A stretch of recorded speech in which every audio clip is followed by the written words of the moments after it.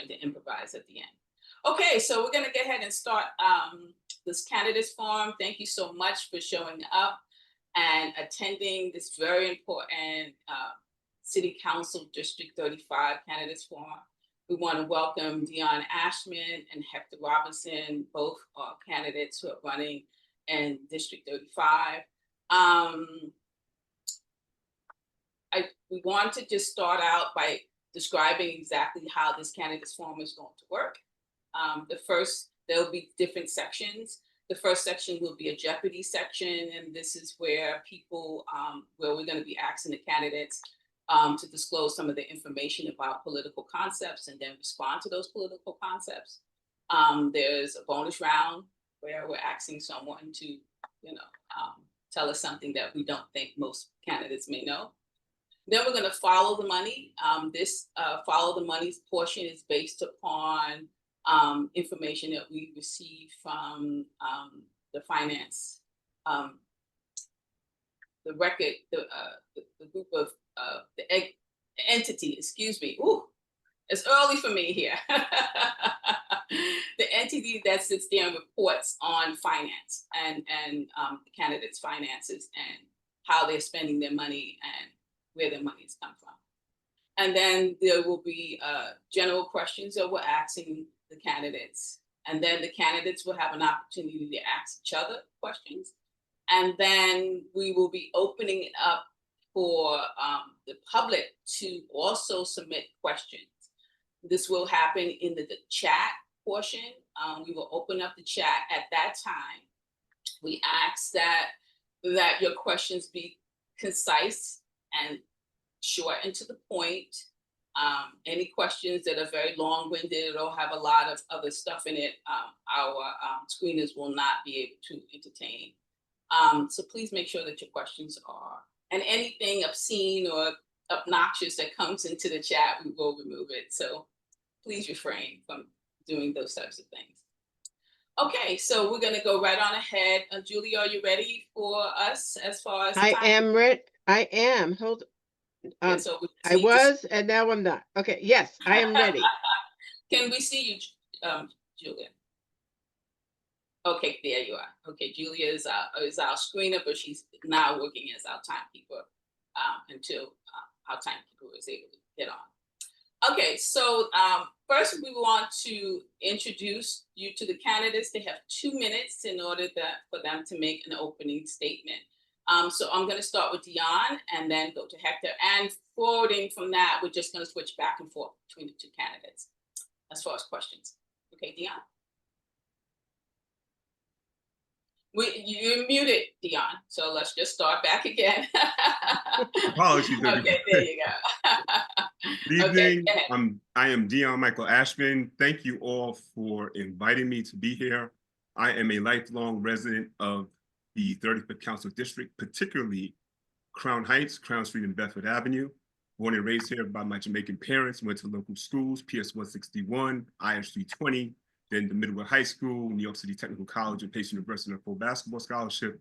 Upon coming back from playing semi-pro basketball, I got involved in the neighborhood, galvanizing folks and bringing people together. I was told I was a people person. And I think we call it today more affectionately community organizing now, right? Since Obama came to office, it's really become a lot of that. But working at the community board, working at the Crown Heights Service Center, also volunteering a great deal at the Crown Heights Youth Collective, and just helping a lot of nonprofits back in the day, the Creation Community Health Project, Youth Service League, the Crown Heights Youth Collective as well, 843 Studio Gallery, all these nonprofits to navigate that funding system with Department of Youth Services. What made me pivot along the way after doing some radio, doing some TV, working in juvenile corrections, was that I saw people who just were not accountable to us. I was always the person that was involved in the neighborhood, wanted my parks to be clean so we could have a good time, wanted to be able to hang out with my friends and just have good, clean fun. But I see that we have elected officials, a lot of them who look like us on this Zoom, that feel they don't have to be accountable to us. So I made a very measured decision back in 2023 and started planning. So it wasn't something that I decided to do where I just awakened in the morning and that was going to happen. This has been very well planned out. Okay, have time. You still have 30 seconds. Oh, Before they okay. finish. Right. So it was very well planned out. In 2023, I sat down and there was two things that I had on my mind. One, if I was going to be a candidate, I had to be myself, unbridled, and be me. And two, no corporate money, no development money, no special interest money, i.e. lobbyists or transportation groups. And that means even if they donate or contribute, we send it back. Thank you. Thank you so much. Hector? Can everybody hear me? Yes, we can definitely hear you. Thank you. Thank you for putting this together, Alicia. I really appreciate it. To give our residents an opportunity to have an alternative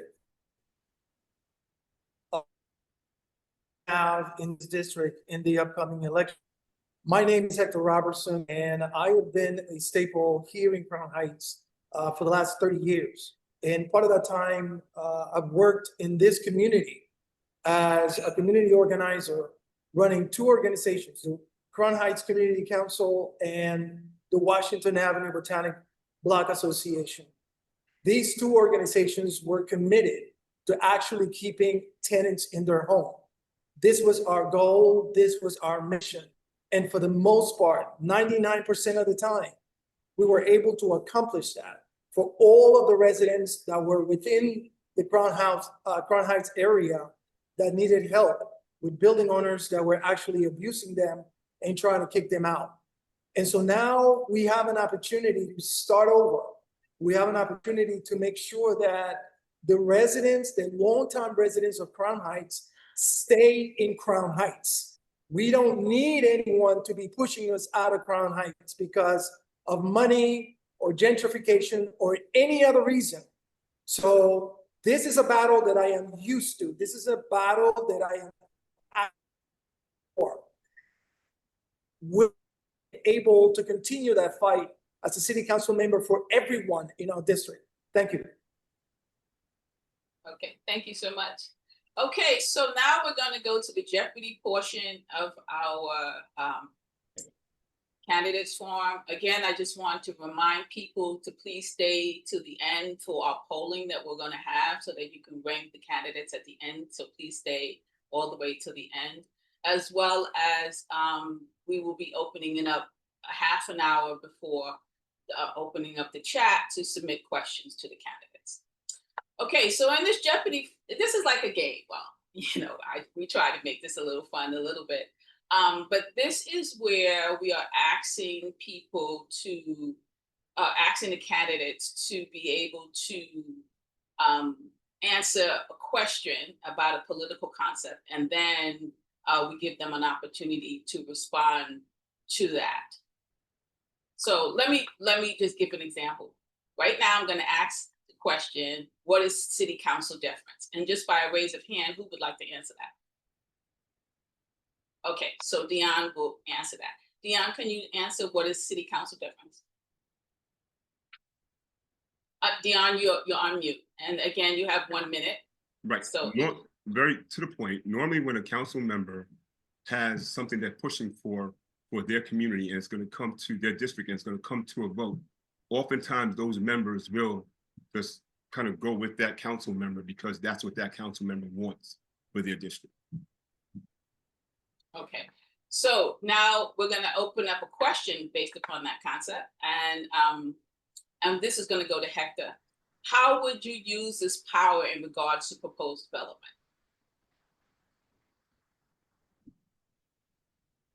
Hector, you have to unmute yourself. You guys might want to stay unmuted and just quiet in your background so that you don't have to keep doing that. Julia, just stop the clock for him, please. What happened to him? Did we lose Dwayne, him? I think Dwayne's here. Dwayne, are you going to take over the timing? Yes. Okay, then give Okay. him more time on the clock and I'm out. Okay. We could start the clock back over, but I think we lost our candidate. I was seeing a message that his bandwidth was low, so he might have gotten kicked out. So we'll give him a second to get back in. Okay, yeah, because there was a little lagging. So in the meantime, Dion, can you answer that question? Yeah, How would you? I think I heard the question correctly. How would I use deference to go against something that they're trying to push on us in our neighborhood? Is that Or just how would you use it? Yeah, in proposed development. I would use it as empowerment for our district.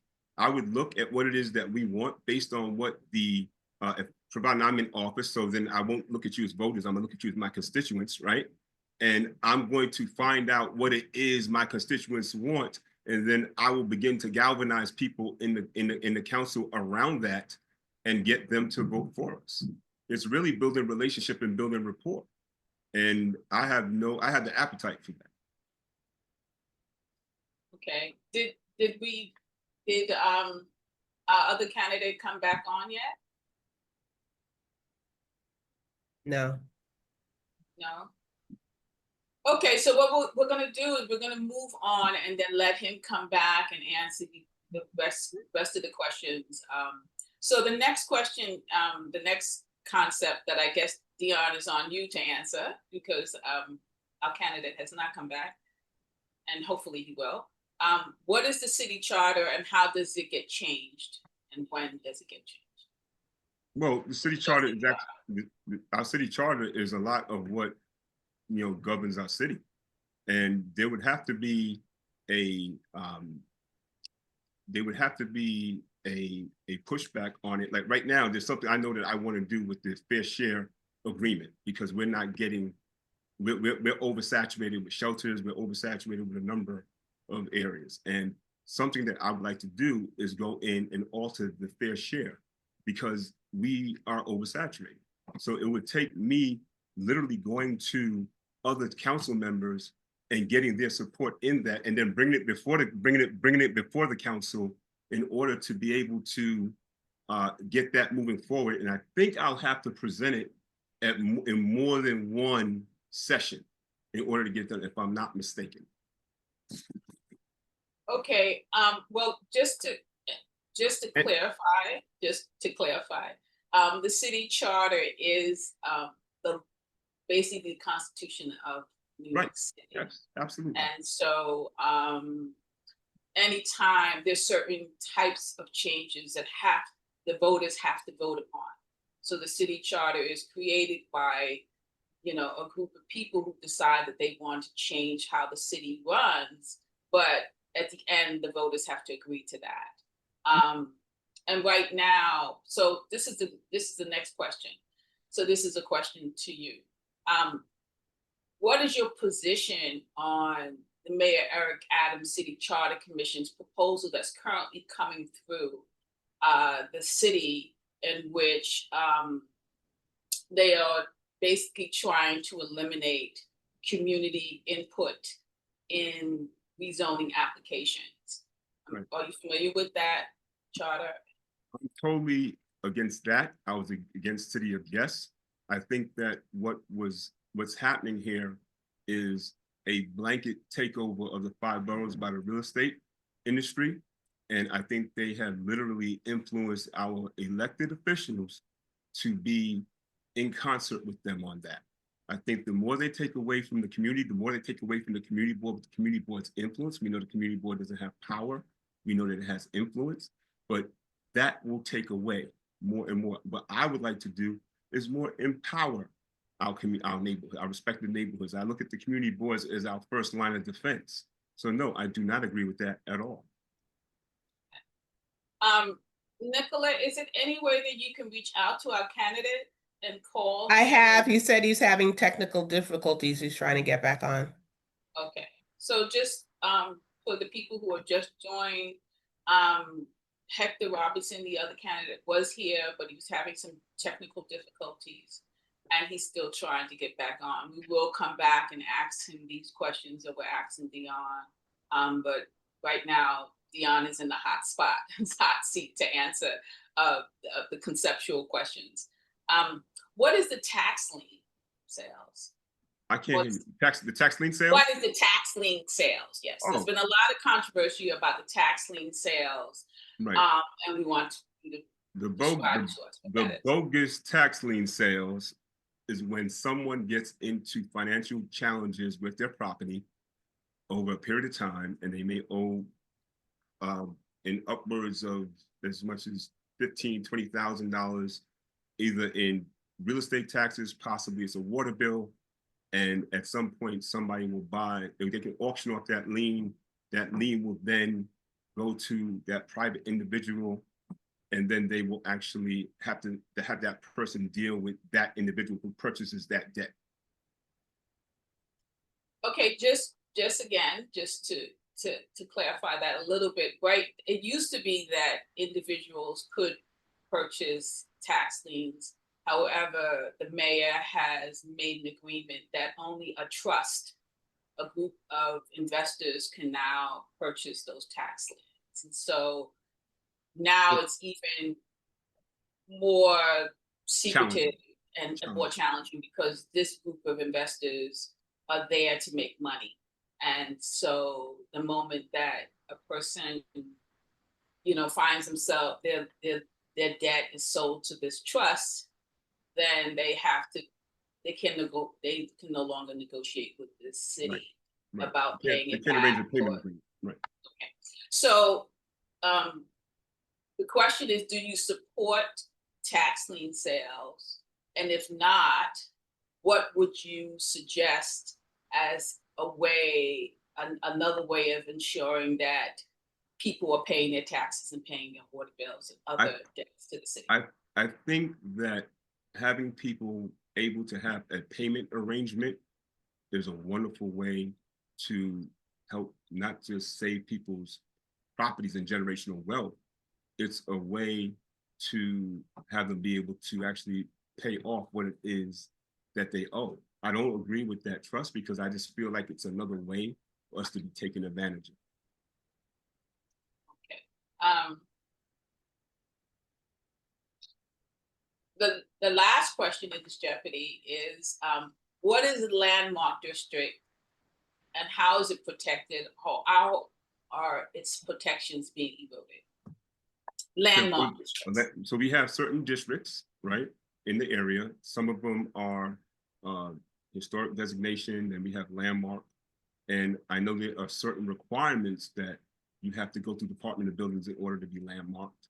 It doesn't exactly protect you necessarily from developers, but it can certainly make it more difficult for developers, and it can definitely add far more community input or neighborhood input to help curtail or fend off developers, but it doesn't actually stop them altogether, because we've seen developers get around it in certain cases.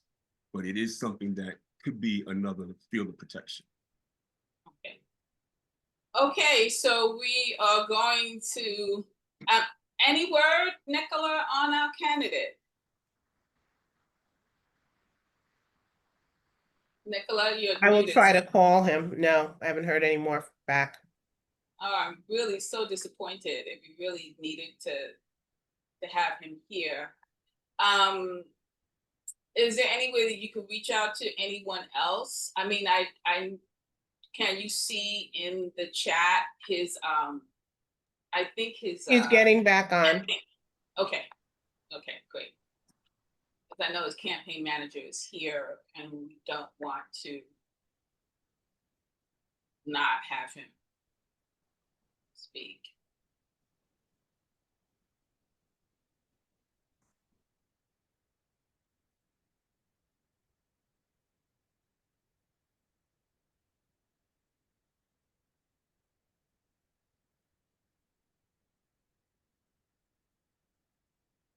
Has he been able to get on, Nicola? Yes, I'm going to promote Richard, and he's going to use Richard's line. Oh, okay.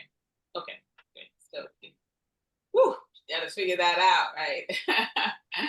Yeah, technical difficulties. We do apologize to the audience. We will, but it's very important that the other candidate is part of this process. So if you could just bear with us for a few bear more with minutes, us. because I don't want to go to the next session until the candidate has. I don't see a video for Richard.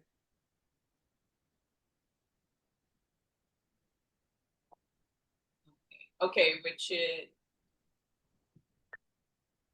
Curly. Just for people who have just signed on. We just asked you to stay to the end because we will be doing the polling of the candidates so that you can rate the candidates. And also a half an hour before this forum ends, we will be opening up the chat and accepting questions from the audience. So do bear with us with that. Right now, we're having some difficulties with getting our other candidate on, but we're trying to work that out. Is he here now? Is he available, Nicola?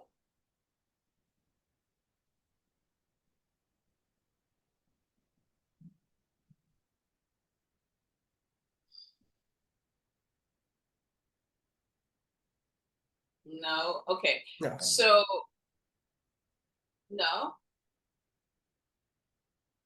They get Okay, a so video set up. Okay. Yeah, we all. Okay, so sorry we're for gonna. that. I apologize. We had a technical issue here. Sorry about that. Oh no, no worries, no worries. But Okay. ready to go. Go ahead. Okay. Well, thank you for joining us back again. I'm so glad you were able to fix that. I know technical difficulties, we've been having those all morning. I mean, all evening. Well, morning for me, evening for everyone else. Okay, so what we were doing the Jeopardy questions. And so those questions have already been answered. So what I'm going to do is just ask you the question. As far as city council deference, how would you use this power in regards to proposed development? To propose what, Alicia? Proposed development. To propose development of the. But yeah, real estate development. How would you use city council deference? Well, right now, the way I'm looking at the district and what's happening in the district. I don't think we should be actually focusing on what development we actually would follow or approve. I think that we should have a moratorium right away on every single development that is coming our way in our district until such time that we can actually have sort of like a forum with the people, get the people involved and find out exactly what is it that this district needs. We know, we involved, we see what's happening in the district, we see what's happening in the community. But a lot of people here in this particular district, the one thing that comes to their mind is that they want to have a place to live. And so as a city council member, the first thing that I would do is absolutely put a moratorium on all of these developments. Because right here in our own backyard, we have development that we can actually do anything with it because no one really can live in them. And so I think that we should take the time, think about exactly where we want to go in this district, think exactly, look at all of the people that are actually homeless and living in shelter and try to make sure that we have the developments that are right for this district and step away. Thank you. Your time is up. Thank you, Hector. We appreciate that. Our timekeeper, please put your video on so that we can see. I didn't see the timekeeper. Yeah, my video is on. Are you guys able to see me? No, we were unable to see you. Okay, now we can see you. Thank you. Yeah, I can see you. He wasn't able to see you. Okay, so go ahead. We talked about the city charter and how we're talking about the mayor's city charter reform currently going through the city, where they plan on changing and removing power away from the community boards in regards to development, rezoning applications. And so we wanted to find out what is your position on the Mayor Eric Adams City Charter Commission? Well, I mean, we can even consider the fact that the community boards will not have. I mean, we are an advisory board as it is, and to have absolutely no input in what happens in the community is a non-starter for a city council member because we depend on that community board to actually let us know exactly what the community is thinking, exactly what the pulse is. And so without it, there is no way we can know exactly what the people actually are talking about or even thinking. So that is a non-starter for me. I couldn't even think about supporting such a city charter revision that would eliminate that one aspect that we have to hear the voices of the community. Okay. Well, this is a question that I didn't ask. So we're going to ask you to answer it, Hector. I did not ask Dion, and then we will come back to Dion. What is the difference between a housing crisis versus an affordability crisis? Housing, oh, you want me to answer that? I can answer. Yes, please. Yes, please. Well, housing crisis, the way I look at it, everybody may have a different opinion. Housing crisis is when we are actually falling on the short end of actually having housing where everybody can have a roof over their head. Affordability is making sure that those houses that are on the shortfall in our city, people can actually afford to stay in, to be able to rent them out. We cannot confuse both of them because, quite frankly, we are right now, we are facing those two barrels: housing affordability and housing crisis, because no one really wants to face the real estate board in this city. Everybody's shying away from it. Nobody really want to call the pink elephant in the room. But the fact of the matter is that we really want to have housing in New York City, in our district. We can do so. We can do so. We just got to have the political will to do it and make sure that the people that are building in our city, in our district, are actually building housing for the people that actually live in this district, in our city. Okay, thank you. And we would like to ask Dion, how will you address the inherent contradictions regarding housing development in the district? Well, in regards to that issue. One is to do what I could from the city council to help support the state legislature for when they passed the 2019 Tenant Protection Act. There's been a resolution already done in the in the city council, but to help push that and use my rapport with people on the other side that are in the state legislature to make something happen there. Then there would be to make sure that we go after those crummy landlords who are warehousing apartments. We know that we have rent stabilized apartments, roughly somewhere over 70,000 of them that are being illegally destabilized just so they can hike up the rent when they get the opportunity.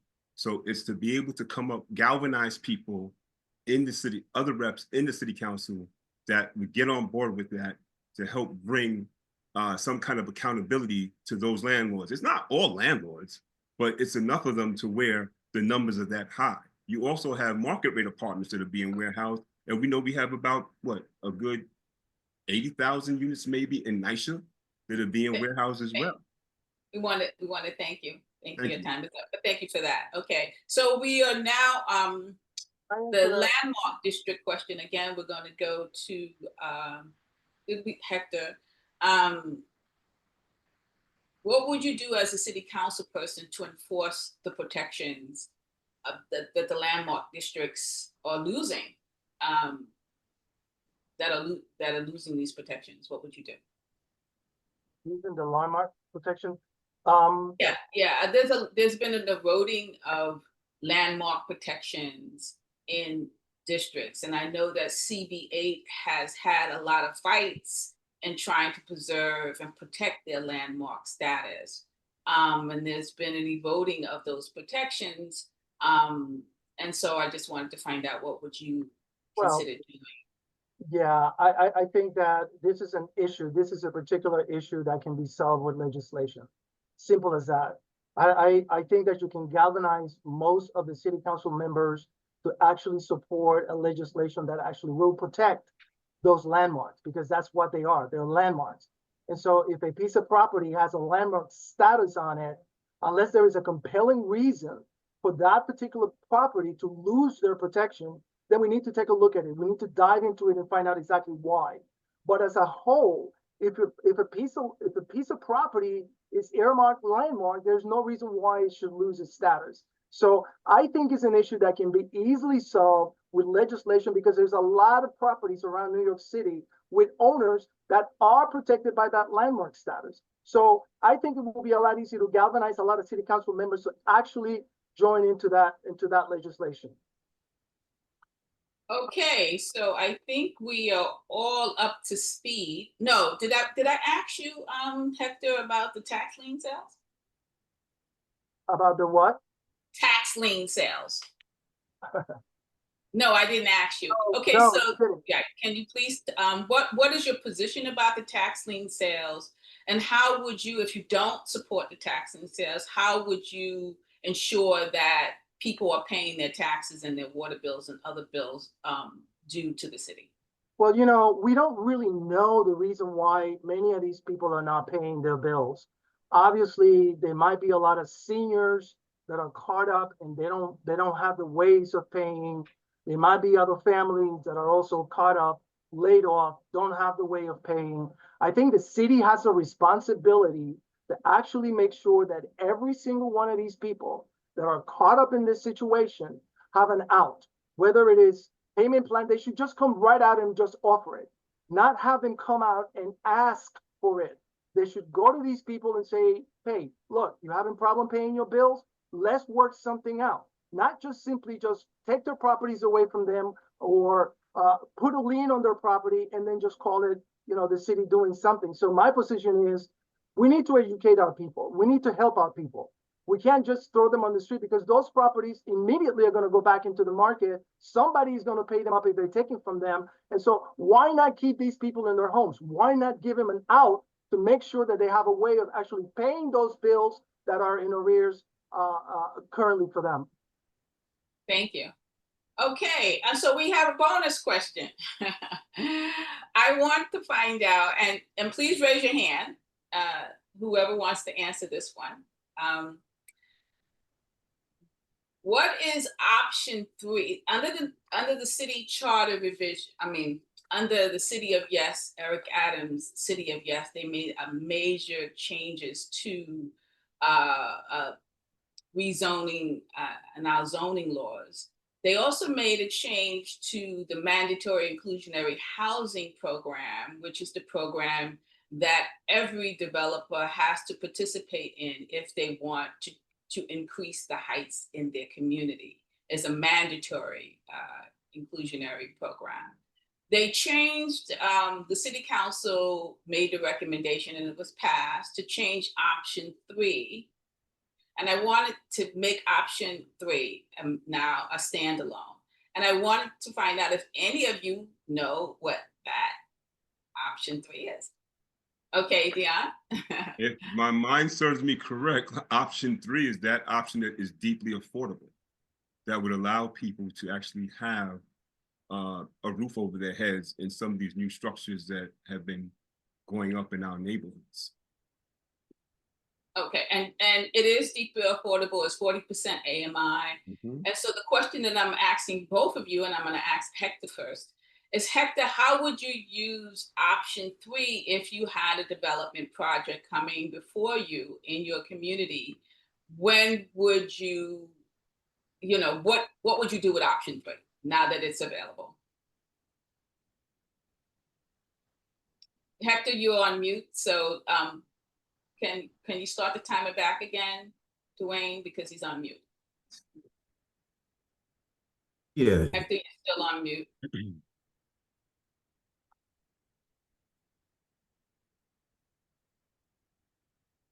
Hector, you're still on mute.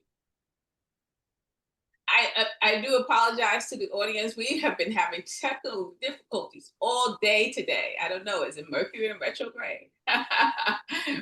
For those astrologers out there, I don't know, but please bear with that. Should I answer the question?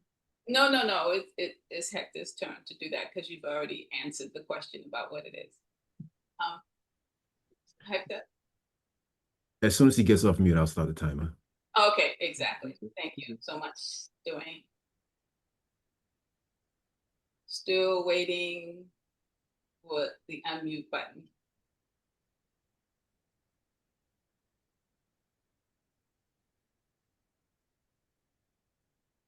Okay. Yeah, So somehow he got demoted back to a participant. okay. I don't know how that happened. Again, we just technical difficulties. Hector, can you now unmute? Here I am. You're back. Woo, I'm back.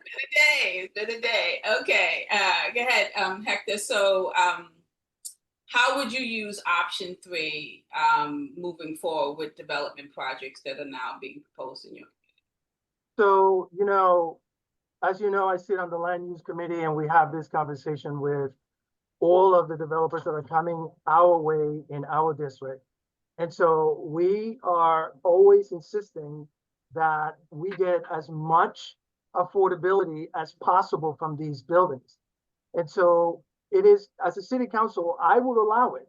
We having the problem right now with a city council member that is representing us that is not really supporting any of these major affordabilities based on this option. And so as I asked the city council, that's exactly what I would do. We have to find developers that are willing to work in our district and willing to actually develop housing that we actually need in our district.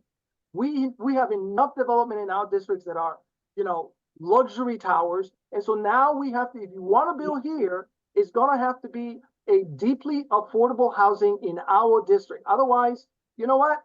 There's a ton of developers in this city, in this country. We'll find the one that really wants to work with us. Thank you so much. I appreciate that.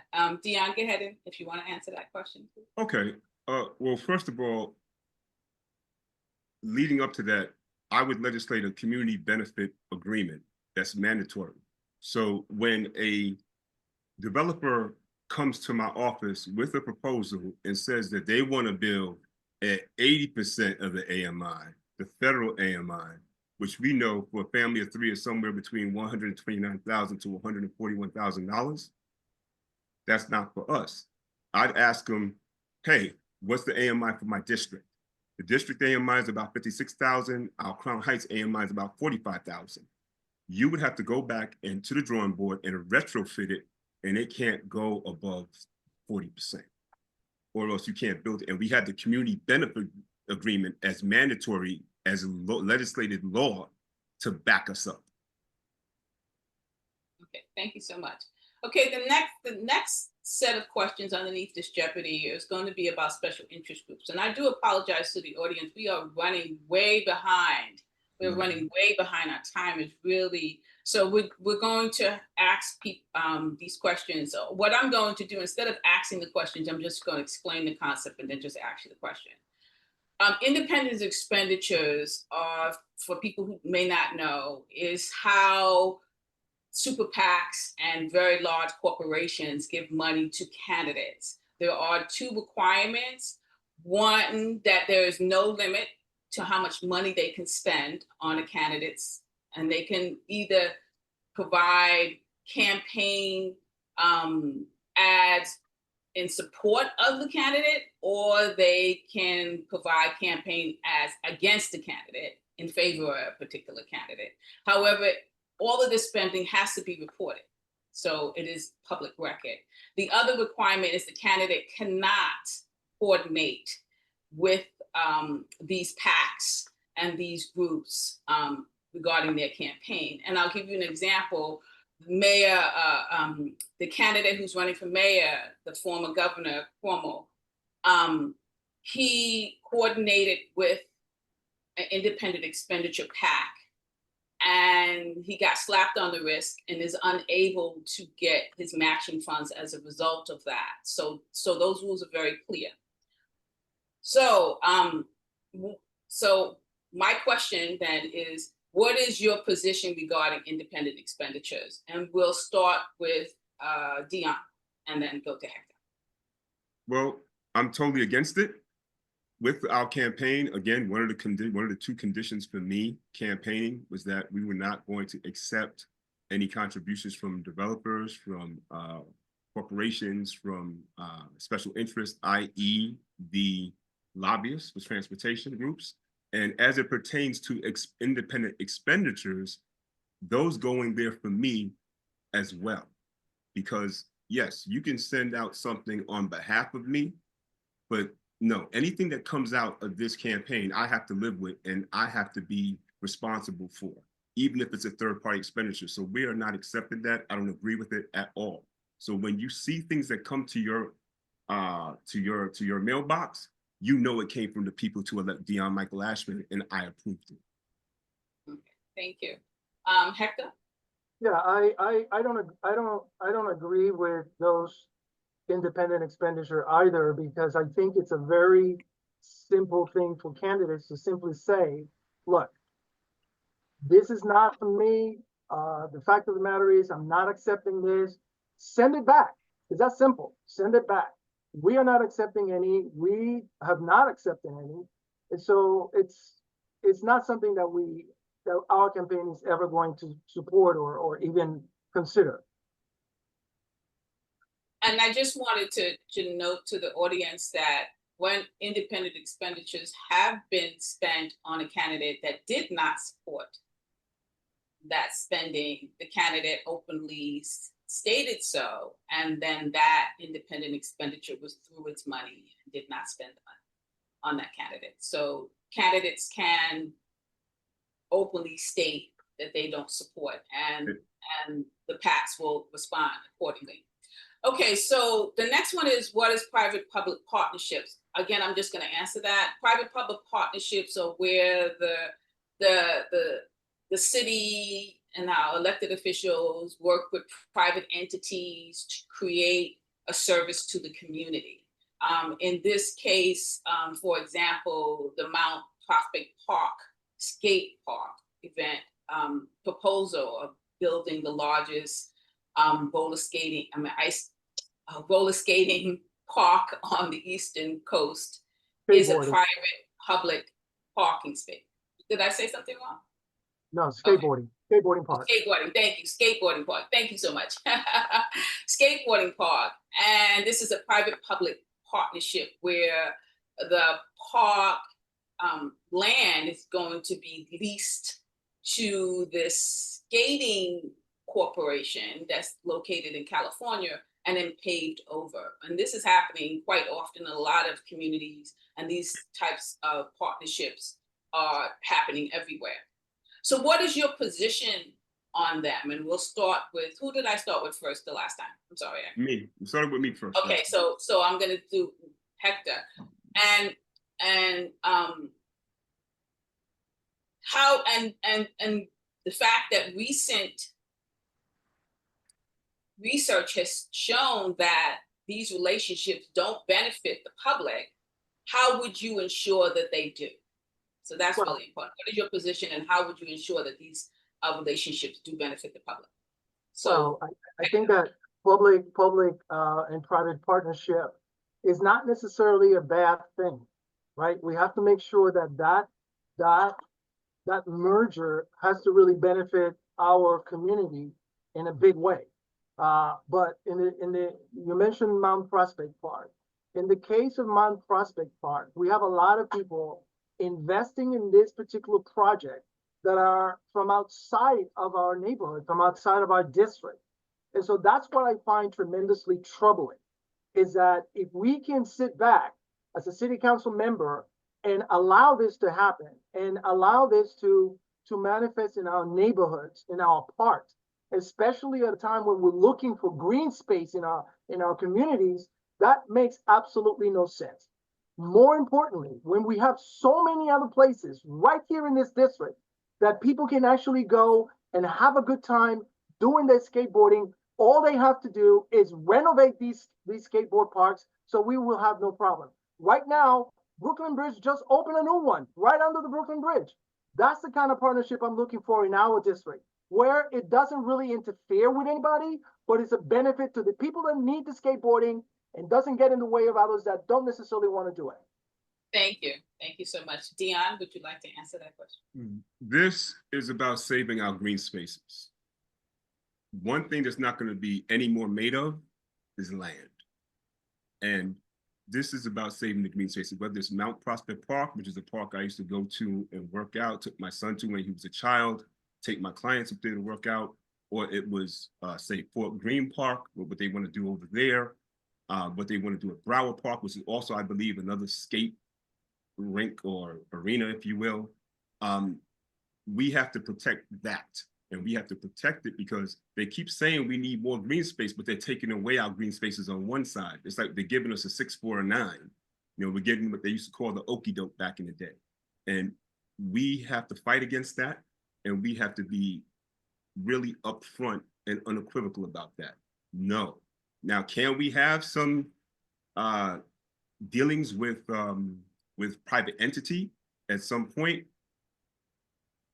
there's some that have happened, but what our history has been here in our district is that we always get the bad end of the stick. And I go back to community benefit agreement again. That's why legislating a community benefit agreement is so important, because the reality is if you leave it to the developers, devices, that's what we're going to get every time. Okay, thank you so much. There's been a lot of controversy over open streets and closed, some people call it closed streets. It's classified as open streets, as well as removing parking for bike lanes. We know that one particular company, Uber, has been pushing for this very strongly, and actually has given independent expenditures to Crystal Hudson during this election. About $63,000 so far has been put towards her campaign. What do you see a correlation between?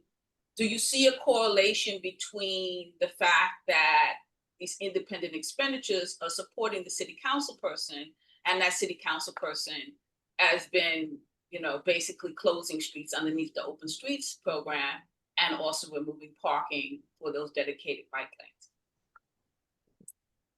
And what is your position on? So, who's first? So I'll go first if you want.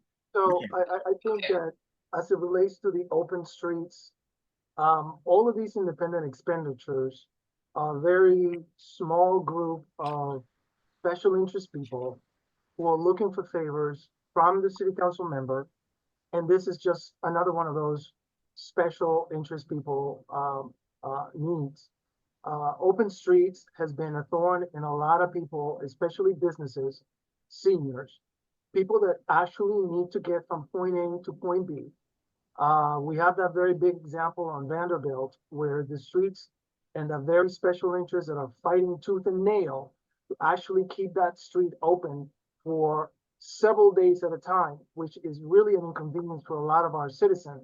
Most of the people of Vanderbilt and that community of Clinton Hill and Underhill don't really want it. But our city council member insists in actually just catering to these special interest groups, and therefore the majority of the people that don't want the open street concept. And by the way, I don't think all of them are your time is up. want to be able to have a choice in the matter, and they don't have a choice in the matter. Okay, thank you, Hector. Dion? Okay, real quick, if anybody wants to see a more detailed breakdown of how I feel, where my position is on open streets, please go to voteashman.com, hit priorities, and you can look it up. It's one of the 9 pieces of legislation I want to bring forth. And you can also see where I'm at on green spaces as well. All right, so open streets, clear. It should be every other week, and it should not be, say, every week. And if it's every other week, if there's another one in the same district, it should not be happening on the same week that the other one is happening. So say Vanderbilt and Franklin Avenue. You have Vanderbilt now, thank God, it's like every week as opposed to what it was before, which was horrendous. It hurt our wraparound services, police, fire, and it also impacted our EMS, and it impacted all kinds of deliveries and people getting their medication. It should be every other week, and they shouldn't happen on the same day. That's where I am with open streets. Okay, so now we're going to just, again, we're going to move past this, and we're going to go to follow the money portion. This is underneath the New York City Campaign Finance Board information that's given on candidates. Again, I want to remind people to please stay to the end for the polling so that we can poll the candidates, so you can poll the candidates and let us know who you believe won this particular candidates forum. And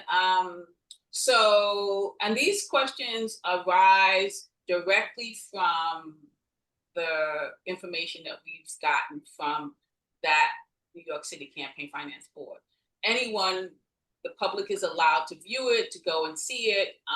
So please, if you want to do your own research on other candidates, it's really important that you access that information. So we're gonna start with Hector. You raised $7,090, very similar to the last time that you have run. You ran for this race about 4 years ago. And this is compared to the $39,000 that Dion has raised. Why do you think that there's such a major difference between the amount of money that you have raised and Dion's raised? I don't know. I don't know what you know, what's his process and what he's done, but I can tell you mine. I have ran into a lot of difficulties with the CFB. It's the worst run agency in the city. And so we're working through those issues, and we are confident that we will get our matching funds very, very soon. But what I want to say about this is that I don't know where we're going with this portion of this forum, but I just want to make sure that people understand one thing. Okay, you can have all the money in any campaign you want to have. That's fine. I can tell you one thing. Crystal Hudson had money in 21, and where we are today is absolutely devastating for our district. And so I have to say that we will continue on this campaign. We will not deviate, and we will not give up. We will continue fighting in this campaign. And so money is not going to be a motivating factor for us to drop out or move out or not fight for the people of the district. So it doesn't really matter to us. We're working for the people. Thank you, Hector. Okay, Dion, this is a question for you. You've raised $39,000 and you obtained matching funds of $179,436, whereas Crystal has raised $142,000, but basically has the same amount of matching funds as you do. So so where you raised $39,000, she's raised $142,000, and yet the matching funds are very similar. You've received about $180,000, and she's received about $189,000 in matching funds. Why do you think that there's such a major discrepancy between those numbers? Right. Well, let's be clear. Again, I decided to campaign back in 23. I took 3 months off just to do work on studying, doing research, and writing outside of dealing with my family and my clients. And so I knew that there were problems with the campaign finance board because I heard from previous candidates what their problems were. And I wanted to make sure I assembled a team that we would be 7 steps ahead in going forward. So if we had some problems that would have been problems, they wouldn't be problems for us. We were very measured with that. And then the next piece is that raising the money. We had our fundraisers, but why is Crystal, why am I so close to her in the public funds? Because most of her private funds, which comes from the people, are not matchable. It's coming from special interest, and it's coming from those people who may not be able to be matched. You have certain people that can't be matched. If you're doing business or you're procured with the city, outsourced by the city to do work for the city, you can't be matched. That's why she has that. She's incumbent, so she's going to get more private funds than I. However, and we don't have an army behind us. You know, I'm not like say DSA or something like. I'm just not. But we do have an operation. Thank you. And most of her funds cannot be matched. Okay. Thank you so much. We noticed this goes to Hector. We noticed that you have been unable to do any matching funds, even though technically, because you raised $7,000 and these was very small amounts, your donors with small amounts, you could have had matching funds, and we wanted to find out why you have not been able to procure matching funds for your campaign. Well, like I said before, Alicia, our campaign is running into difficulties with the CFB. The CFB doesn't run like a well-oiled machine. There's a whole lot of different problems in there. We're working through these problems with them, but I don't measure my message to the people based on dollars. We will continue moving forward because we believe in what we're saying. We believe in what our plan for the district is.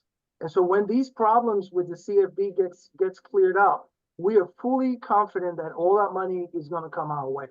So in the meantime, we will continue to move forward because there's no reason for us to actually stop our campaign because we have an agency that doesn't operate the way they're supposed to be operating. Okay, well, let me then ask one more question in response to that. One of the things that we noted is that you have, from the last campaign, you have a $22,665 deficit. And we're also aware that in order for you to get matching funds this year, you would have to have settled that deficit. So the question is, have you settled that deficit, or is that the true reason why you have been unable to get the matching funds? No, it's not about the deficit. It's about it's not really about the deficit. It's about So you've been able to settle the deficit? Yes. We have to be able to get all of our matching funds, everything that we earmark for matching funds, be approved by the CFB. They're giving us a hard time looking at, the contributions that have come our way and deciding whether or not those contributions are worthy of matching funds. We believe that they are. So that is the sticking point with them. There is nothing wrong with any of our matching funds. There's nothing wrong with our contribution cards. They just have to be able to say, okay, this is good. We're moving forward with it. So that deficit that's on the campaign finance board is incorrect? I don't know that. You have settled that deficit? I have no idea if it's incorrect or not. I have not paid any attention to what's on the website. I am focused on what my discussion and my argument with them is at this point. I think it's important because this is information that's public knowledge. And so if you settle the debt with them, I would assume that your campaign manager and someone in your campaign would definitely ask them to move that negative off of their reporting. Otherwise, the public would have to assume that it's true. Yeah, okay, so I'm sorry. So we have one more question for Dion. We are estimating, based upon prior expenditures on Crystal Hudson's campaign, that she will be getting about more than $300,000 in independent expenditures, if not more. She got that kind of money the last time when she ran against Michael Hollingsworth, and where they basically had a very even race as far as the amount of money that they have been able to campaign for from individual donors. Their independent expenditures were only spent on Crystal Hudson's campaign, with negative literature going against Hollingsworth as well as positive. And so based upon the current expenditure, how much, like Uber already spent $63,000. We know that Abundance from New York has already made the promise to give her more money and to support her in the independent expenditures. So we've kind of estimated that there might be almost $500,000 between the money that she raises and the money that the independent expenditures put towards the race. Almost $500,000, whereas you might be able to tip it at $200,000. So how do you plan to withstand that kind of money as a candidate? Well, I know I don't have not enough time for this one. Wow. All right, Alicia. All right. Here we go. I know exactly what they did to Michael. I literally studied the 21 campaign. I studied it ferociously. And I know I'm just going to end it with this. Check your mailbox day after tomorrow. And what will happen the day after tomorrow? Check your mailbox the day after tomorrow. We are going to be measured in how we go, and we hold the incumbent on the incumbent's record, voting against our district on at least 3 times right here in Crown Heights alone. Empire Boulevard, 73-99, the 960 Franklin Avenue, and what she did with bullying at Community Board 8 to get them to acquiesce and be in favor of AMUP after they pulled their 25 conditions. So what we're doing is being measured, and you will see that in mailers, you will see that in text, you will see that in emails, and you'll also see that on social media as well. So let's check your mailboxes beginning tomorrow, Saturday.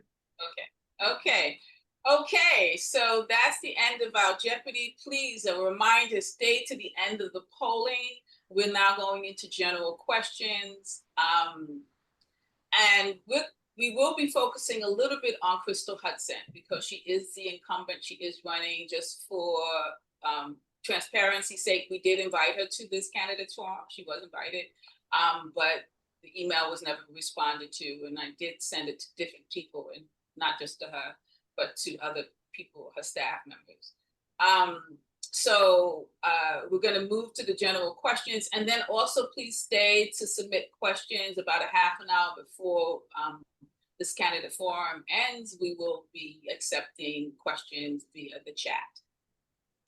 Okay, so this one is for Dion now. I'm going to start back. What is the worst policy that Crystal Hudson has done during her last 4 years, and what would you have done better? Oh, I think what she's done with AMUP is horrible. I think that. Well, what would you have done better? I think, well, again, when you come with that, first of all, I would not have people displaced. Over hundreds of people are going to be displaced, and over 60 businesses are going to be displaced because of AMUP. I would make sure, again, with the community benefit agreement, that a lot of what those 25 conditions that Community Board 8 had would have been covered in a community benefit agreement, and it would not have been a situation where option 3 and 2 could have been taken out. So I would have been able to enforce it because a law would have been in place, and I would have the appetite for that fight. So that totally would have been done. Okay, and Hector. I'm gonna stay on that very same point because I think that. So you believe that's the worst policy? Well, I that's one of the worst policies, and the only reason why that's one of the worst policies that they're trying to push through is because all of the projected development that they have in this district really has never been completely vetted through the community. There's many people within that community that didn't have a voice in this process, including the fact that, you know, they want to make the route from B68 bus bike boulevard. I mean, there's so many complexities to this project that doesn't take into account the community voice, that makes it one of the worst agreement or one of the worst policies or one of the worst decisions that she's made since she's been city council. And I think that it's all made with the interest of showing that she's saving the Black people. I find that so offensive when she came out with that. So it's not the worst, but it's one of the worst ones that she's ever agreed to. Thank you. Despite protests at a lot of Crystal Hudson's events, 5 so far during her campaign, and the many issues people have with her, such as closed streets, open streets, shadowing over public spaces, affordable targets, paving over green spaces, cutting of trees, allowing second largest male shelter in the city to reside within her district, and her reputation for not meeting with community groups, the media continues to describe her as being well liked in her district. Do you agree with this position? Why or why not? We're gonna ask Hector to go first on this. Well, I don't know who the media has been talking to, because the media hasn't come to our district to talk to us, to let us know, to ask us how we feel about all of the decisions that she's made to pretty much devastate our part of the district. And so if they go to the other side of the district and they're only talking to special interest groups that are actually on her side, well, that's hardly fair and balanced, right? So I can't tell who they're talking to. I don't know if they're targeted people on that side of the district or who these people are. But if they come over here to Crown Heights, they will get a different story. I would challenge them to come to our side of the district, seek people that are being actually displaced in our district, and get a different opinion from what they feel about the current city council member.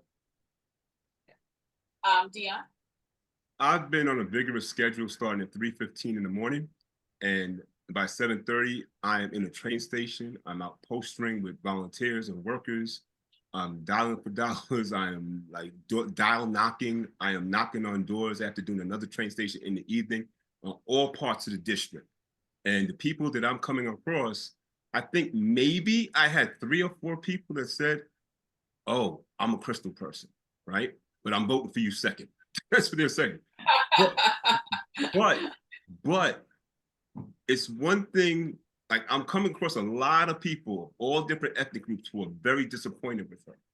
So, but still in 21, we still have to admit that incumbent got like 17,000 plus votes. So a lot of people voted for her. A lot of people voted for her. And we know why, because of Common Sense New York. We know about that, right? So, and I can elaborate if you want me to on that later.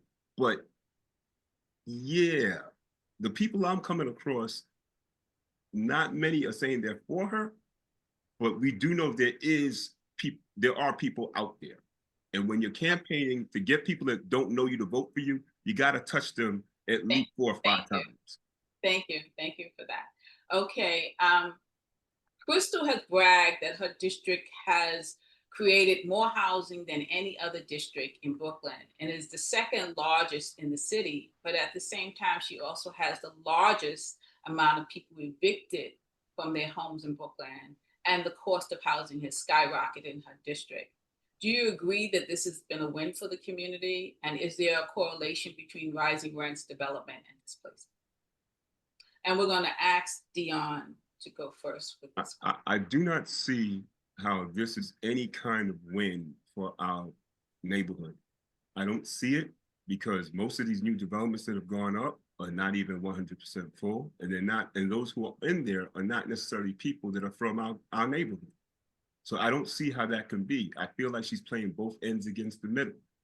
And yes, the narrative is what they have because they had the money to put that narrative out there.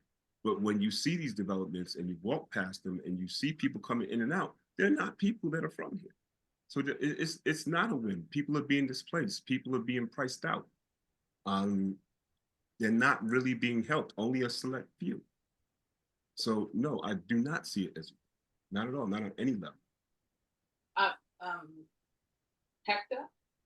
Of course, there is no win for the working class here in Crown Heights, especially here in Crown Heights. We have too many of these transient folks moving into these buildings, lasting for probably a year, and then they're gone. And then what happens with those units is that those units then gets the prices they rise those prices for those units, making it even further unreachable for many of our neighbors right here in Crown Heights. So I don't see how she can claim that. I think that if you look at the value, yeah, you have so many buildings built in the district, in this part of the district, but these are not buildings that we can take advantage of. So in essence, really, the net value of all those buildings is really zero, because it's really buildings that are built for people that are coming into the district rather than for the people that have lived in the district all their lives. So there's no gain there. Okay, thank you so much. Crystal has made a public announcement. The Atlantic rezoning project has been an absolute success for the community. And she made very public statements about that. And there's been on the table, both by the borough president, Reynoso, and by other elected officials to take that model and come to Empire Boulevard. She had come to us in a more private meeting with people who live directly in that vicinity. And she had a vision for Empire Boulevard. And basically her vision was to ensure that the people who wanted to come into the neighborhood, who worked for, like people who work for Google, for example, would have a place to stay and live in this part of the community. We wanted to find out what would be your vision for this, for Empire Boulevard. And so we'll start with Hector. Well, Empire Boulevard has always been a commercial corridor, and I think that most people within this district will like to keep it that way. We have personally, and by way of many people commenting on this particular corridor, I think we could use a lot of businesses on Empire Boulevard that are of benefit to our community. They could create jobs and some type of stability for the people that are currently unemployed. So I don't see towers built on Empire Boulevard. I just can't vision that because it will affect a lot of our quality of life, especially 7399. It is going to cast a shadow over the Jackie Robinson playground. So buildings like this across Empire Boulevard will be of no use to our community because we will not be the primary beneficiary of that. So I'd rather see an Empire Boulevard that is completely commercialized with businesses that we can actually use within our communities rather than putting towers on Empire Boulevard. Thank you so much. Dion, would you like to answer? All right, that? so again, I'm going to ask you all to go to voteashman.com under priorities for the 35th district and understand that I mentioned community benefit agreement probably about maybe 3 times already. I'm going to mention it again, but to back that up, I'm going to reinforce that with a housing linkage policy. The housing linkage policy, if a developer is going to build, we decide they're going to build, then what has to happen is that they have to pay a linkage fee per square foot. When you pay that linkage fee per square foot, that goes into a housing trust. That's for people who want to build commercial. They want to build as a right, maybe even luxury, but they have to pay that fee. That fee goes into a housing trust that's earmarked for low to moderate income housing so that we give our people guaranteed a gateway to low to moderate to what we used to call middle class, upper middle class, or now sometimes called low wealth. That's how we can just not only be empowered, and we could be defensive and empowered and go on the offensive. Thank you so much.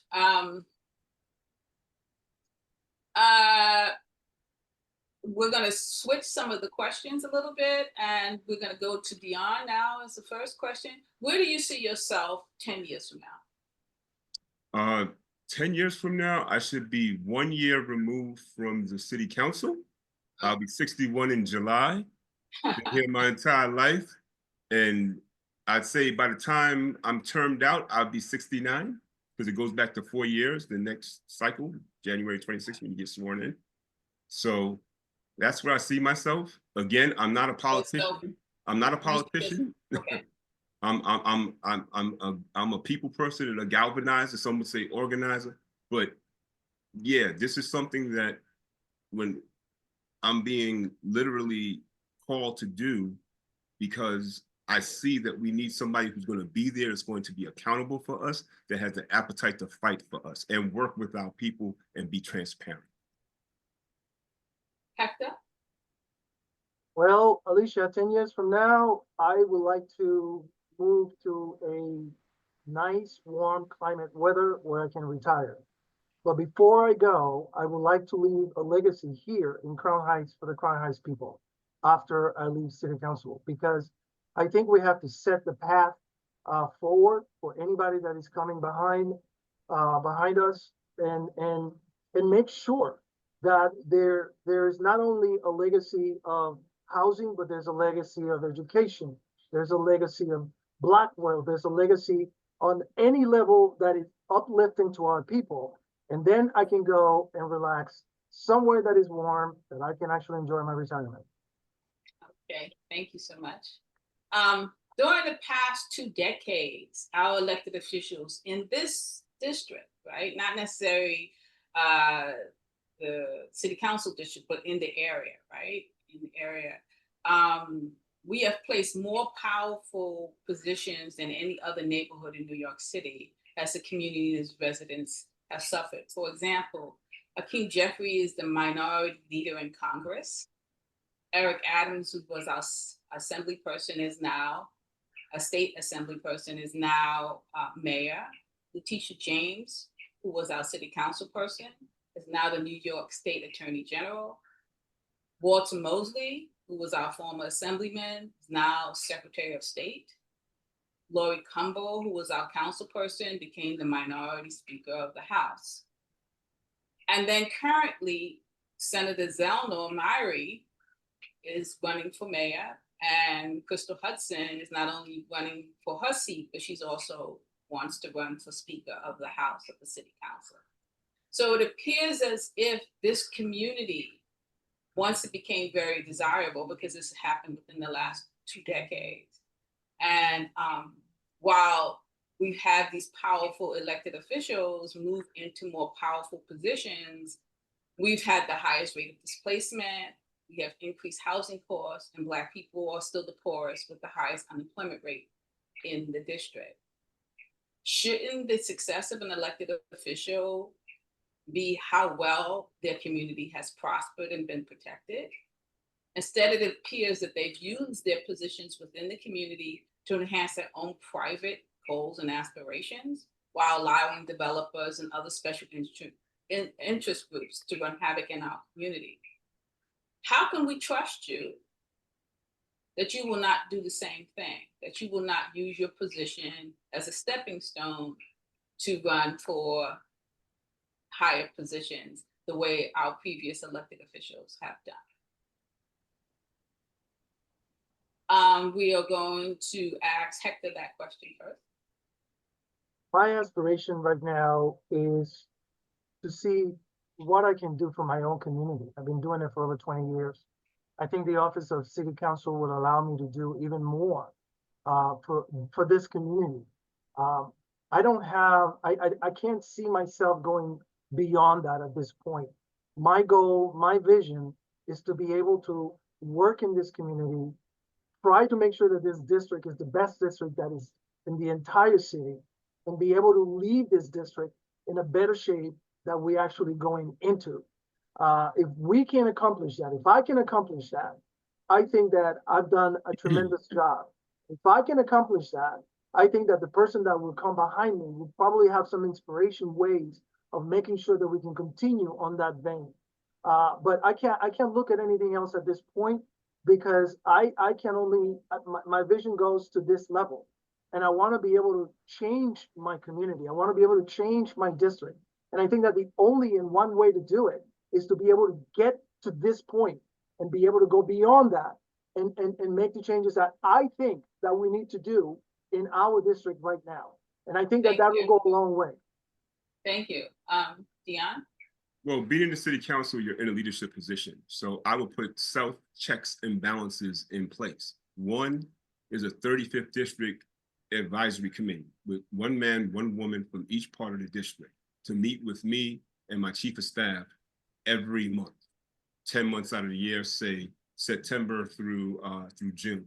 And the other thing is to accompany that would be to do something that, I don't know if district managers are still doing it, but they used to do it in community boards back when I was a youth coordinator at Community Board 9, is to have cabinet meetings every 3 months. So 35th district, council district cabinet meeting, where every 3 months you're meeting with different representatives of elected officials, you're meeting with different representatives all at one time in your district office from the different city agencies like DOT, like HPD, like DEP. And that way we could ensure, 1, that I'm accountable to the people, and 2, that I'm accountable in such a way that they're getting the city services that their tax dollars warrant. There's one other question that I had missed, and I wanted to go back and see if I can do it. When we reviewed Crystal Hudson's contributions to her campaign, which is filled with lobbyists, real estate developers, Open New York, Open Streets, Transportation Alternatives, and other special interest groups. And this was a document that people could access from our email. Why do you think she is so popular amongst the special interest groups? And this goes to Dion. It's simple, because she can be influenced. She can be easily influenced by them. That's why you have, in the case, going back, you mentioned 2021 with Michael Hollingsworth, when they pulled away from everybody else and they were going neck and neck. And all of a sudden he gets hit hard by Common Sense New York, a political action committee that's like, their highest donors are right-wing Republicans.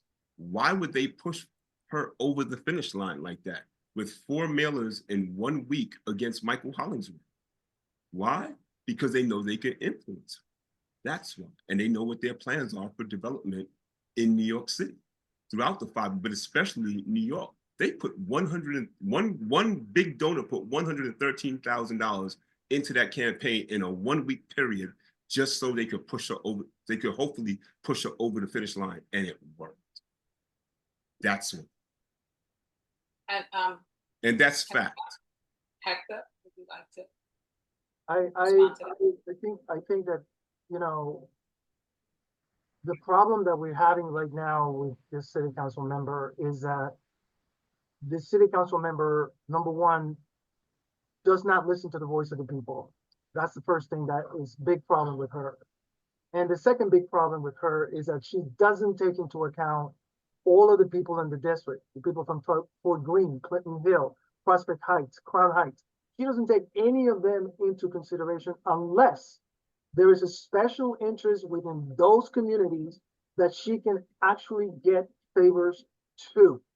And so unless she begins to start listening, by the way, I hope that she doesn't, because this way we can get her out of there. Unless there is a city council member in office that begins to listen to what the people are actually asking you and what the people are actually needing in all of these part of the district, in Clinton Hill, go to Clinton Hill, have a forum, have a sit down with the people. You will never, ever understand what the community needs. And so she just picks through the very small group that doesn't allow the rest of the group to actually be seen or heard. Thank you. Okay, this is a question because we did some research and we found some things. So this is a question directly to Hector. Hector, we wanted to find out, what is your relationship with Jumaane Williams? And do you have a relationship? I don't have a relationship with him because I know him personally, but I don't have a relationship with him that goes beyond that. I think that as a public advocate, he could be doing more for the city. I just don't see him doing that. And so I don't approach him in a way that I'm interested in just chit-chatting with him. I talk to him about what is needed in the community, but I don't see any movement from him on anything that we actually need. Well, what we do know is that Crystal Hudson has been having her people come around and hand out flyers on behalf of Jumaane Williams and on behalf of the borough president, Reynoso. So clearly they are all together supporting each other. And one of the things that we found when we went onto your website, and we're going to share this, is that we found that there's a connection, that somehow your website has a connection to Jumaane Williams. When we looked underneath Division Hector Robertson for New York City, we saw a map. I forgot what it's called. Julia, do you remember the name of that? Site map. A site map. And within that site map, inside of your website, it notes that Jumaane Williams has spent his life living. So it appears as if somehow your website is connected to Jumaane Williams. So can you explain that to us? My website is, my campaign, let me put it that way. My campaign is not connected to Jumaane Williams in any way, shape, or form. So how is it that his site map is on your website? I don't know. I have no idea. I cannot explain that, but I can tell you for sure that my campaign has not spoken to Jumaane Williams, has not met with Jumaane Williams, has not even have any type of contact with Jumaane Williams. I will go back to my website and I'll take a look at that and see exactly where is that coming from. Yeah, it is it's a To- site and map talk to within my- your website. I will talk to my website developers and figure out where that came from. Yeah, the other thing, is word on the street and is that you place yourself in the race to split the vote against, and do you agree with this position or you don't? Why, how would I split the vote? Neither one of Um, these candidates are actually in office. And besides, we have ranked choice voting. People can vote by the way they rank their candidate. I am not in this race to split any vote and to do anything other than be able to get Crystal Hudson out of that office. That's my goal. And so if we have to do it in 2 tags, then we'll do it in 2 tags. But it's not intended to take any votes from anybody. I'm not taking any votes from anybody. And so I've never heard that. I heard this from MTOP when I met with you guys in MTOP, but I don't believe I heard it from anybody else. And maybe I'm running into the wrong person or the wrong people. I don't know. Okay, okay, so, We're 2 new candidates, so I can't possibly be taking any votes from him. well, I don't think that that's necessarily true. I mean, candidates can, if you have, you both come from the same area of the community and you both share the same, relationships in the community, you both, come from the same backgrounds, basically. And at one time, both of you were very much in a relationship, a professional relationship, not saying personal, but so it was a shock to the residents in the community when you decided to run against Dion after Dion. I have nothing personal against his brother at all. I think that the best person with the best message, with the drive to actually continue to serve the community should be the person to actually be the next city council member. I think that we should shy away from all of that gossip and all of that nonsense. Who has the best message for the community? This is a big district. It's a lot of different parts of this district. So we have to be able to represent every single one of them. Thank you so much for that. Okay, so now we get an opportunity to sit there and ask questions of each other. And again, I'm asking people to please remember to stay to the end of the polling.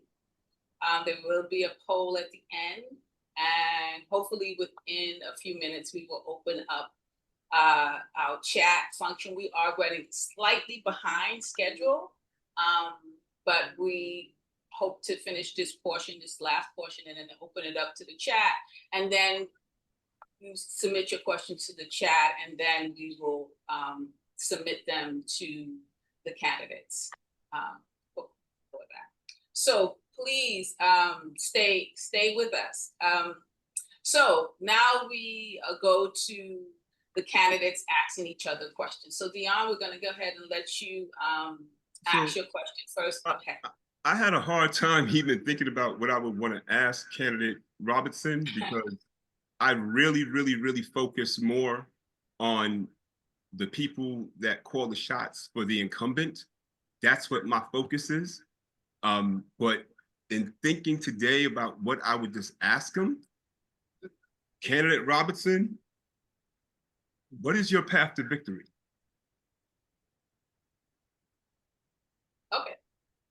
Hector, would you like to answer that?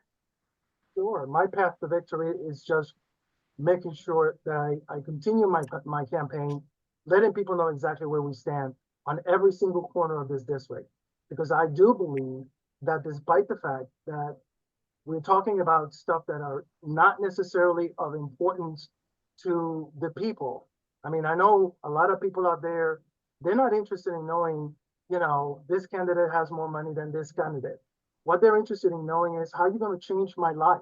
I live in Fort Greene. I live in Clinton Hill. How are you going to make my life different? And that's the message that I want to take to people. That's my path to victory. So people can see this is a person that is dedicated to the community. I've done it for over 20 years. And so it's come easy to me to walk up to somebody and say, what is it that you need in this community? What would you like to see? Besides the obvious, tell me something that I don't know. Tell me something that you desire to see in your own community that I can be of help to you. And so that path to victory is what's going to get us the victory at the end of this campaign. We're not looking at the small issues and we're not looking at nonsense. We're focused on the people in the district. Thank you. Thank you. And Hector, would you like to ask a question of Dion? I'm pretty much like Dion. I couldn't think of any question to ask. Like the one thing that did also come to mind, ironically enough, was what is your experience in managing people? Have you managed people before? Have you managed an office before?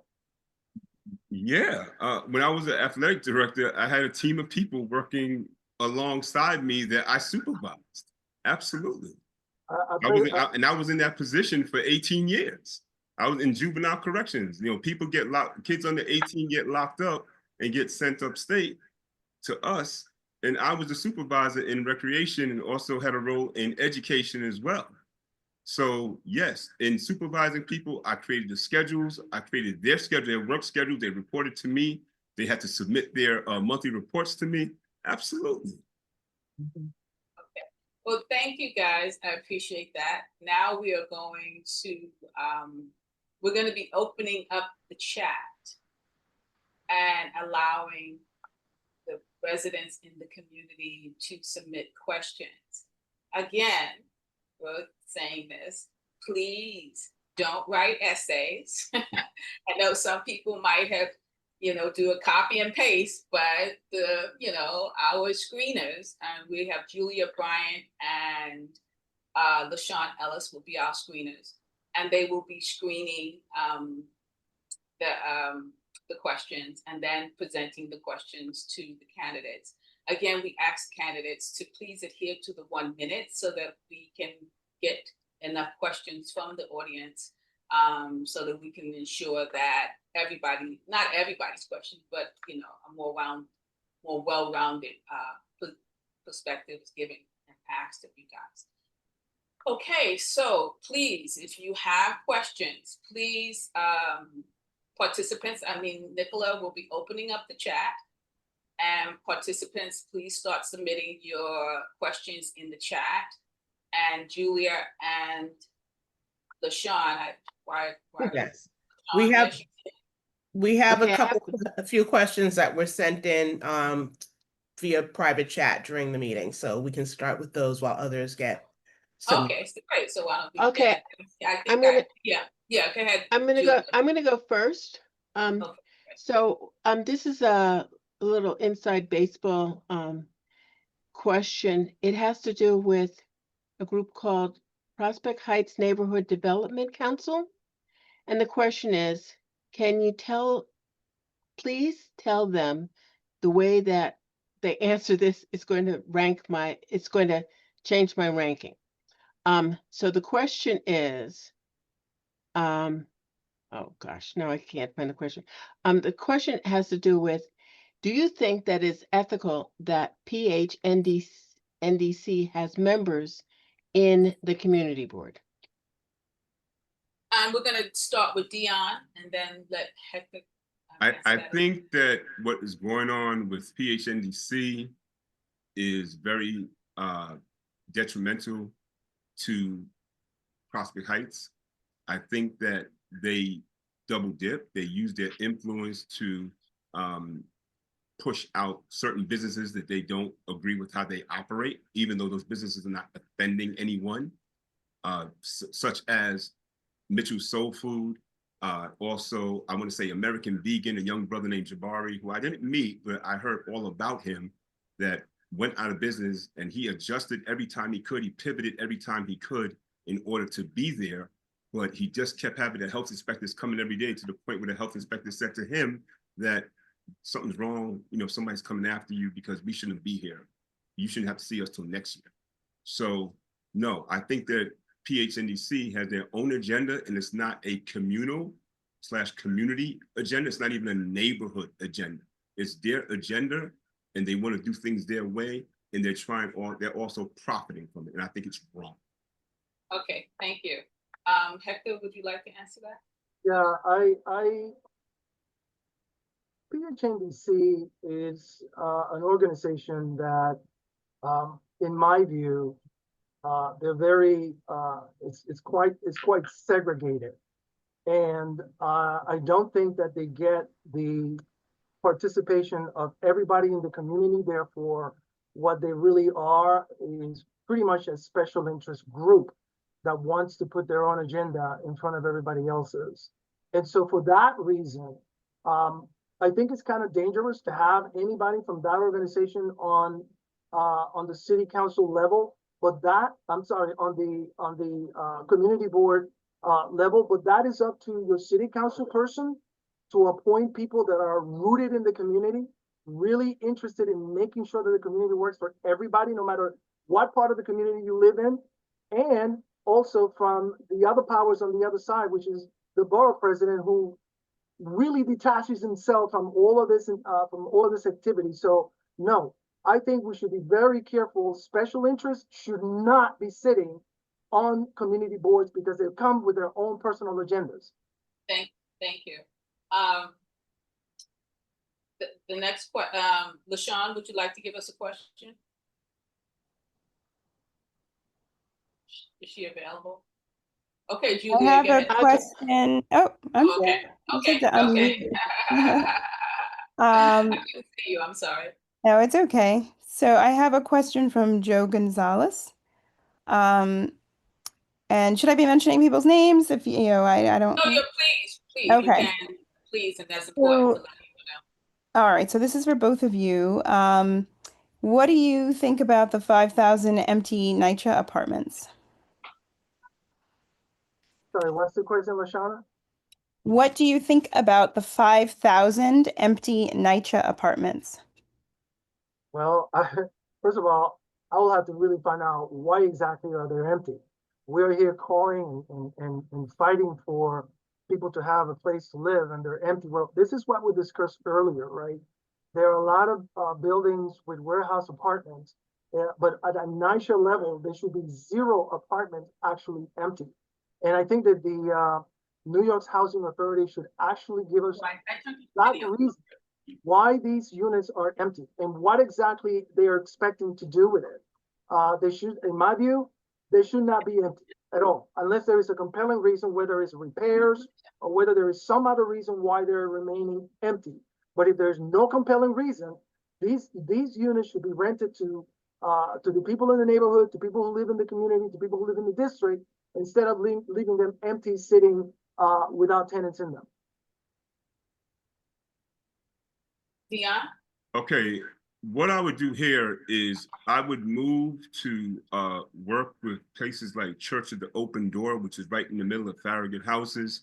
I know that the former chair of NYCHA, Gregory Russ, he said that it would be about $40 billion to repair everything there. So I would create a coalition of those churches that represent NYCHA buildings, work with them diligently, and get from the people what we can do to help them and make the moves in order to get these things accomplished. Because literally, those 5,000 units are being warehoused, and that means that there's leaky roofs. We're talking $40 billion. That's leaky roofs, that's inoperative elevators, that's piping that's outdated, that's furnaces that are outdated, that is deep cleaning in your hallway and your stairwells. But I would work with the people themselves and work with those pastors that represent those people so that we make sure that we are getting the best actual results for those people. Thank you so much.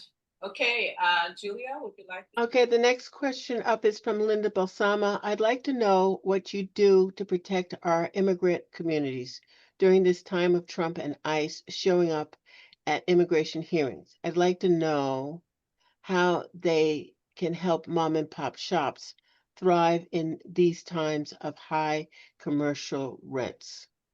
So I think those are 2 questions. 2 questions. So let's just try with 1 question. We're asking each person to please just submit 1 question. So the first question was, what was that again?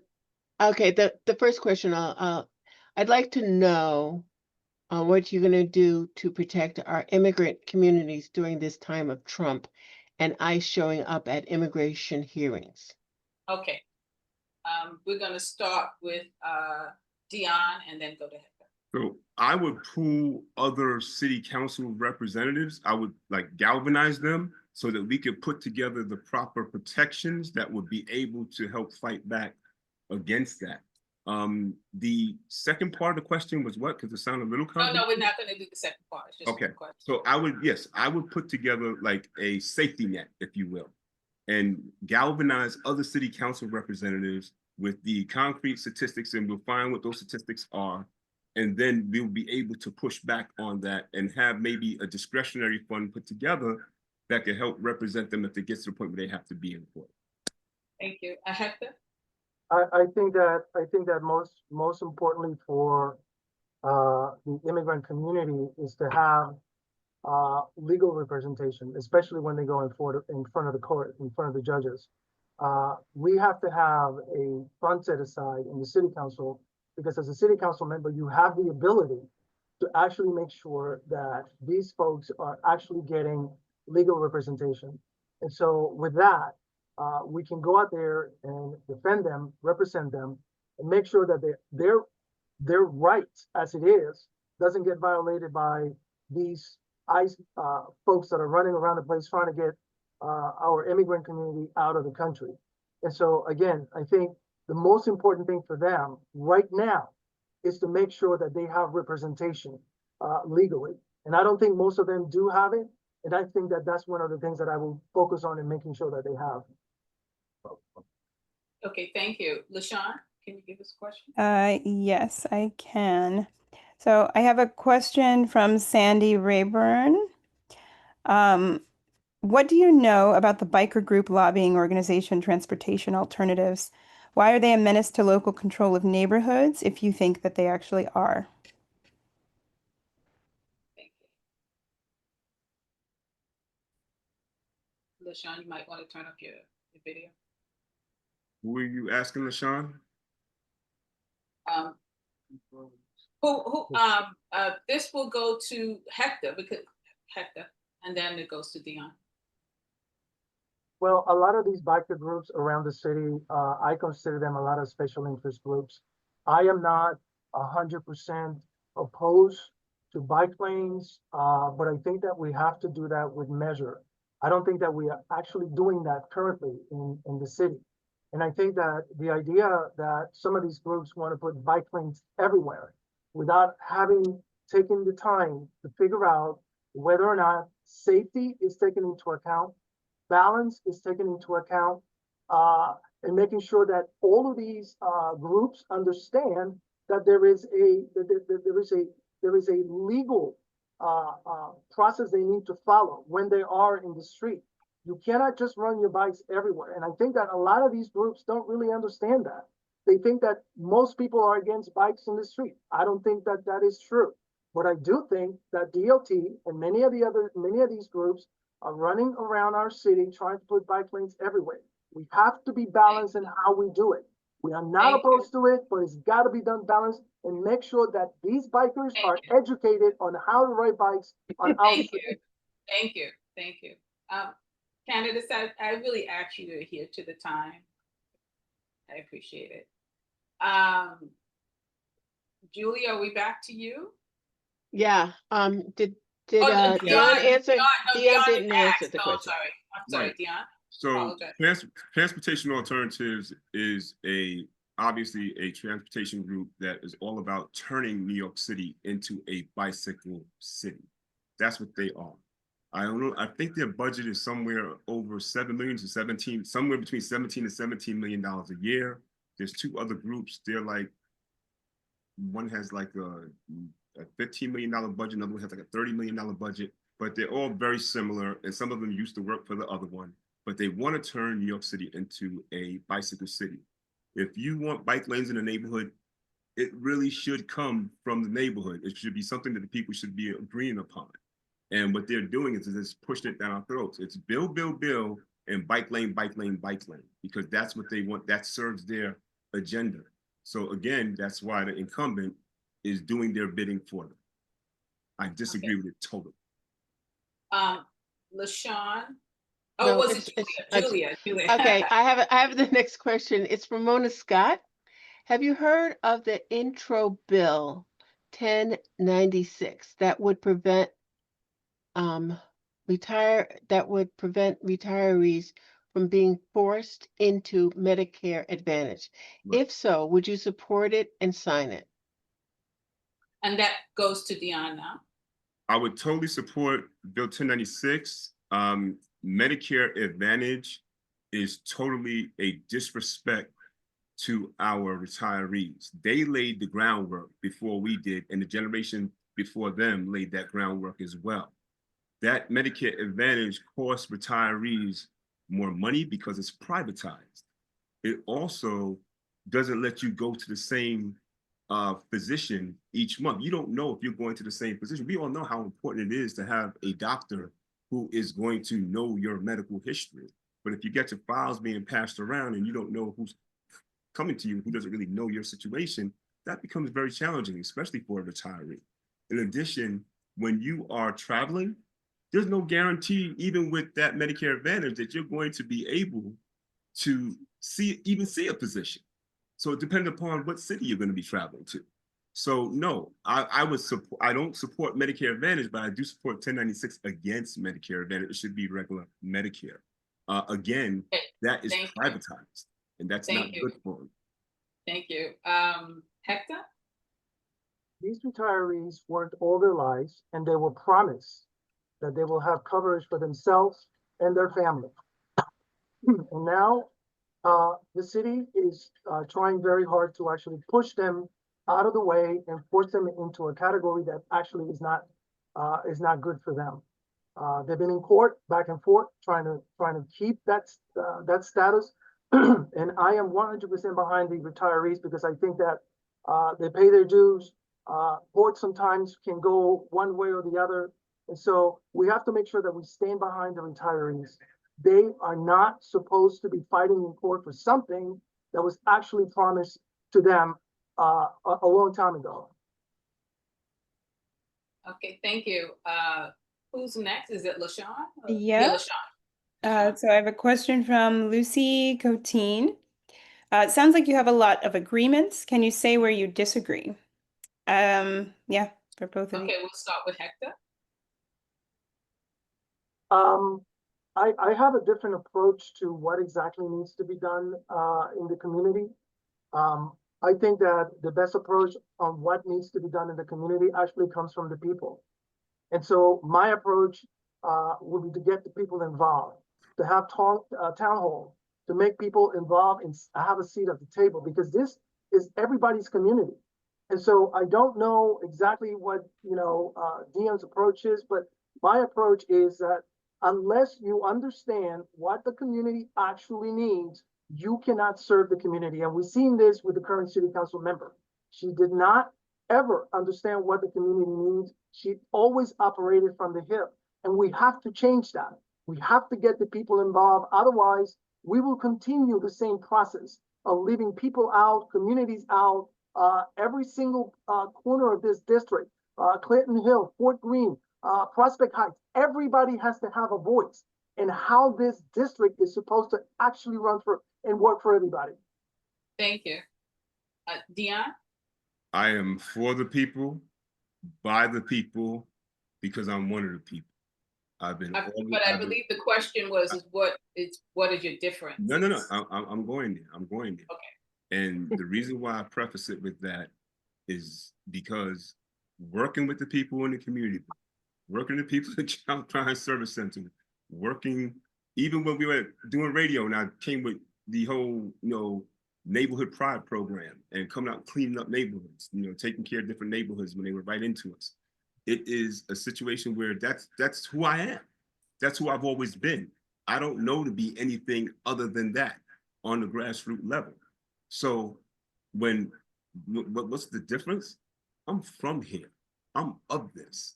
This is who I am. It's the very fabric of my character. So when I have a plan that's detailed for our community. Okay, thank you. Now I think it's Julia. Okay, so I have A question that sort of piggybacks on the last question. This is from Jay Ruiz. Do you gentlemen, would you gentlemen consider doing something for the community by joining forces and definitely dethroning Hudson? As in, I think the way I understand the question is, why don't you join forces? So we'll let Dion do that first. You would have to define exactly what that means. I've been asked that question before about candidate Robertson, and I'd have to know what that question means. And it's kind of vague. How, and join forces in what particular way? Okay. I'm going to only answer what I have in front of me. Yeah, okay, exactly. So, Hector? Yeah, I think that it's worth considering. I think that the main goal here is to actually get Crystal Hudson out of the way and allow the district to actually breathe. And so it is a matter of sitting down and actually becoming, you know, and actually having a meeting of the minds of what is that path? What does it look like? What could it look like to be able to actually come together in a way that we can get her out of the way so that people in this district have a way, have a better life, at least a quality of life where they don't have to be worried every day, just like with the federal government, what's going to happen the next week or the next month or where she's going, what she's not doing. Okay, thank you so much. We'll go to the next question. Was it LaShawn? Excuse me, Alicia, can I respond to that? Or do we have to go to the next question? Oh, you did have some time left over, so go ahead. Okay, so I trust Hector to be who I know Hector to be. So let me be clear about that. Because we sat in that same restaurant on Bedford Avenue, Balboa, and he told me that he was supporting my candidacy. D, don't worry about it. You know, everybody knows you over here. We got you. But yet he gets into the campaign. So if I'm supposed to work with him, I trust him to be who he's been. So what are we doing here? Okay. What are we doing here? Because I let folks know that I was 85% sure that I was going to campaign for this position in 2003 when Michael Hollingsworth asked us to meet. And we had several meetings because we all had some issues with Borough President Reynoso, or at least he's supposed to be Borough President. And when we sat there, I let everybody know around the table on at least 2 or 3 occasions. And then I sat with Hector and Richard Hurley, his campaign manager, who I know very well, he's my neighbor, and literally told me that they got my back. So okay. All I'm saying is that thank you. What's really going on here, Hector? Your time is up. Your time is up. Okay, we're gonna move on. To LaShawn, you have the next question. Yeah, so it's multiple parts, but you know, based around the same issue of education. He doesn't get to answer? Huh? Oh, you want? Oh, there was kind of a question for him. So do you want to let Hector answer? Oh, was that a question? Yeah, because he said what's going on here. So. Oh, okay. Yeah. My bad. My bad. I was not. And then we're going to end. There will be no more response. Yeah, I got you. Okay. I was not aware of the question. I wasn't aware there was a question, but quite frankly, we should be looking forward. We should not be looking backwards. I think that there is always a workable solution to everything. And if you put your minds together, you know, it can be done. Unless you don't want to, which is fine with me too. But I am actually saying that there is always a workable solution. The goal here is to get Crystal Hudson out. Okay, that's the goal. And if that's not a goal, well, I don't know. Maybe not on your end, but it is on my end. Okay. Believe Thank me, you. Okay. Thank you. Let's move on. LaShawn, do you have a question, please? Yes. So the educational system here in New York City, according to many, is in serious trouble and needs to be corrected. 1, so it's 3 parts. Do you agree, disagree? So we're only asking candidates to put in, residents to only put in one question. Well, it's a 3-part question, all based on education.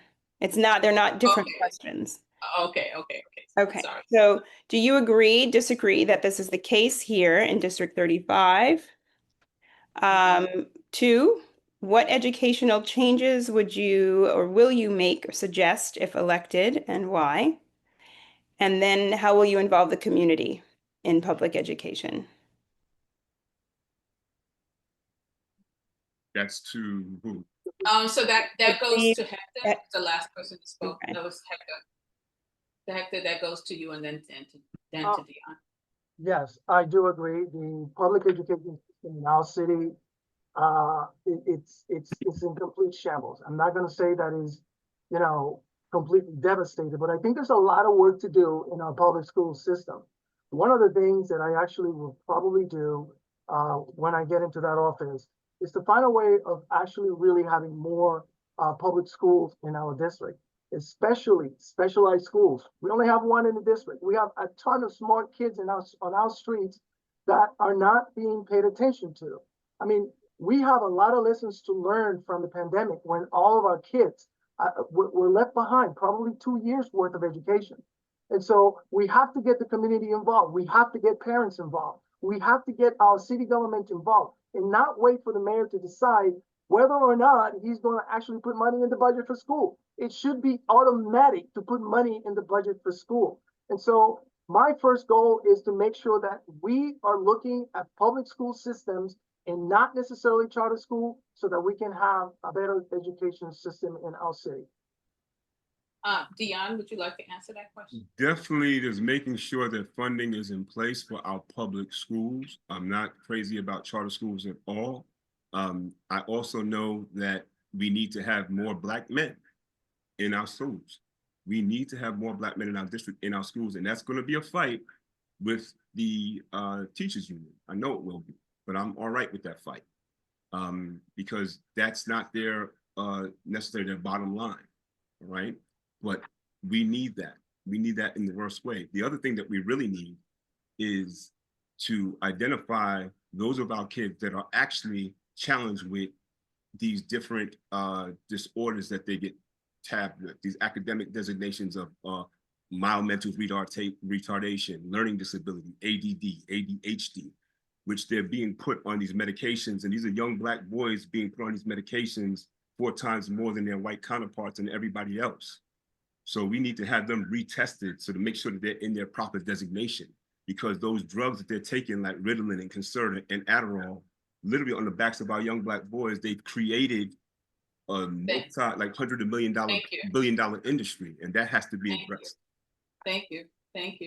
Okay, this is going to be our last question because we are running over a little bit, and we do apologize. We had some technical difficulties at the beginning, and so we're running a little bit over. So please be a little patient with us, Julia. Okay, I have one last question. This is from someone named Atiya. What do you feel is what do you feel can improve the public safety issues in the district? We're going to let Dion go first. The first thing that I would do is I would bring back the skill trades, right? We have a school called Co-op Tech. I'd like to see skill trades back in our schools, because when we had the skill trades in middle school and high school, everybody knows the ladies took the home economic classes, the typing, the steno, all of that. A lot of people graduated high school right into the workforce. Also, when you have that, it is you file a W-2 or 1099, that's a wonderful thing because crime goes down when people have gainful employment. The other thing that I would do is bring the Stand Up to Violence program. It was first funded by former Congressman Jamal Bowman up in the Bronx by Co-op City for $885K. When they redistricted and AOC, Alexandria Ocasio-Cortez, got that area, she put another $825K into the program. And what that program did was it took people off of Rikers Island who turned their lives around, that were heavily vetted, to counsel those would-be actors. And then they brought in psychiatrists, psychologists, and they brought in a job readiness and job placement program. And they decreased crime in that area by 59%, almost 60%. I'd like that on both ends of our district, and that would be beautiful for our district. Thank you, Dion. Hector, please. I don't think we have enough investment in curing violence in our community. I think we need to invest more in that. I think that there's a lot of people running around the street with weapons that they should not have. We don't know how they're coming into our communities. We have to start by actually understanding how that's coming into our communities, especially when they make it in the hands of our young people. If we don't invest in curing that problem, we can't possibly look at our young people having a future in this city. And I think that this city particularly has not invested enough money in that. And so the short answer to the question is more investment in our youth, more investment in making sure that there are programs available for our youth, more investment in making sure that guns don't make it in our community. And for that, we need programs that actually keep our children outside of the realm of making of gangs and violence within their own community. Okay. LaShawn, we are running a little bit late, so we are going to allow one more question. We were about 10 minutes late in this campaign. In this forum, so we're just going to allow a few more minutes. LaShawn, can you give us the last question, please? I'm sure. I'm waiting for Nicola to respond to me, but I'll give the last question, but then I also have a proposal because I feel like there are a lot of questions and I think people really would like to be heard. So I wanted to make a suggestion that I'll do the last question. Would we be able to take these questions, email them to Dion and Hector, have them go through and answer, and then we put those answers in the next mailer? Don't worry. Okay. So Okay. All right, cool. What we could do, wait. What we could do is we can provide the contact information of Dion and Hector. Okay. And allow the individual residents to submit those questions directly to Dion and Hector, because if they choose to vote for them, that will be their representative, and we should not be the in between that. So Sure. But then other people won't get to hear their answers. Well, then they should ask the question. Everyone should ask. I don't really know what else to say to that. Okay. All right. Always more questions than candidates can answer at any forum. So. Sure. So I'm going to do this question here. Have you seen the plan for Flatbush Avenue to create a two-way bus lane with a medium down the middle of the road for pedestrians and to remove all the parking, which will hurt the businesses? What is your take? Well, I just want to say, just to be sure, that is a CB2. CB2 will be the one responding to that particular that particular roadway. So will not. I don't know if that's going to be in this district, but just should shout that out. Okay, go ahead. Sorry. No, I was going to say that Flatbush Avenue is just too narrow for all of that. I just don't think that is a good plan. It doesn't sound like a good plan. If you want to refer to the DOT plan, downtown Brooklyn, you see how that's been a disastrous plan down there. We don't need that on Flatbush. And so to me, it's not a workable idea. It's not something that I would consider, especially because it's not part of my district, but my opinion would be that would not be a workable solution for Flatbush Avenue at all. Dion. It sounds like another case of the lobbyists pushing something down our throat, and those would-be elected officials or current elected officials actually acquiescing to the lobbyists because of all of that's been put into their special programs and what have you. And it's insane. It's insane. I would not agree with that. I would certainly not be in favor of that. Not at all. Okay, well. Wait, Alicia, sorry. Real quick, if you win, will you work to undo items that Crystal has approved, such as Atlantic Avenue, Fort Greene Park, Mount Prospect Skate Park? Okay. Well, there's certain, right, like the Atlantic Avenue rezoning is a rezoning, so let's be clear that it's get pushed by the city council, and that gets approved, it becomes law. I do know that Mount Prospect Park still there might be some changes that can happen because it's not law. And definitely the Fort Greene, the cutting of those trees, those mature trees are still something that can be negotiated. I know that there is a court case in which the judge felt like there is some compromising that can happen in that case, so that the plaintiffs in that case can save those trees. So I do know that some are workable. Definitely the Fort Greene Park and the Mount Prospect Park are definitely issues that can be worked on by the city council, by the new city council person. So just show that, and then please go ahead and answer that question, Dion, and then Hector. Can you repeat the question? Because can you repeat the question? I know it's about. Oh, wait. I remember now.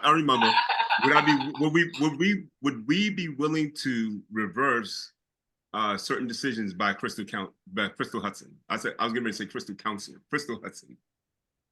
Yes, that what I would be able to do based on what materializes between now and swearing in January of 26. Absolutely. Hector? Yeah, short answer, yes. I think that there is some room to take a look at what this current city council member has done, and whatever has not become law that can be reversed, we will reverse it. And whatever that is law, we will find a way of amending it, even if we have to get the rest of the city council involved in supporting an amendment to any works that she might have done that is now law, but doesn't work for anybody in this district. Okay, so that's the end. Sorry, Alicia, cut you. Oh no, sorry, LaShawn. No, but there's like a big elephant in the room in the chat, and I think we would be remiss to not address it. It's not fair. It's not fair to the people attending, and I mean it's clear in the chat. Yes, Alicia. I'm telling. All right. Do you see the chat? We are ending the forum. All right. Forum is ended. We've done the questions. We have accepted questions. We have to end this. It's 8:12 right now. It's supposed to have ended at 8 o'clock. We're already way behind. No, I have not seen the chat, so I'm not privy to that. But that's we can talk about it later. Yes, we will not do this now. Okay, so we are now finished the forum. I believe that it's been very interesting, as it can be. So we're going to the polling portion of this our event. So let's just give you some information about this. Now, we know that there is ranked choice voting that's happening in June. But let's be clear that ranked choice voting doesn't actually take place if one candidate in the first round receives 50% of the vote. So that means if Crystal Hudson, for example, wins over 50% of the votes, then there is no ranked choice voting. There is no ranked choice voting. Ranked choice voting only comes into effect if no one is the winner. So that means no candidate has received over 50%. Then ranked choice voting comes into effect. The second issue that we need to be aware of is that when you are doing ranked choice voting, you do not have to rank everyone. You can rank whoever you want. And we suggest that if you don't like a candidate, that you don't rank them, because by ranking them, you're still empowering them to possibly win. So be very clear about that you do not have to rank. And you don't have to fill all the rankings out. One other question is, be aware that you cannot rank a person first, second, and third. You can only rank one candidate for one position. If you decide that you want to rank, for example, Dion in the first and then in the second, your vote will not count. So make sure that your vote can count. Don't rank more than one person for one position. And so this is information for the June election. It is not for our polling. but we just wanted to make sure that we informed you about the ranked choice voting because a lot of people are still very new to that. And the final thing is that it's really important for people to come out and support. If you think just casting your vote is going to get your candidate over the line, that is not how this works. With the amount of money that's being pulled into this candidate's race, and we estimated over $500,000 on the end of with Crystal Hudson, then you are going to have to do more than just cast a vote. You're going to have to go out there and support your candidate. You're going to have to organize. You're going to have to, give your services. You're going to have to knock on doors. You're going to have to hand out flyers. You're going to have to go to events. You have to do more than just vote, because special interest, independent expenditures love primary races because people don't come out and vote in primary races. And yet 90% of the races are won in the primary election because we are a Democratic city and people in November all vote Democrat. So these elections are extremely important, and they will determine for the next 4 years to the next 8 years what happens in your community district. So please get out and do some supporting. And finally, MTOP will be organizing. So you will get an email from us if you registered, and we will be attempting to organize the community and helping push who's the winner of this candidates forum. We are really wanting to make sure that we're listening to the community. This is an open candidates forum. We want to hear what you have to say and how you vote, and we want to support that person so that we're not splitting the vote, because we want to make sure that we do not split the vote, because by splitting the vote, we empower Crystal Hudson to run and win.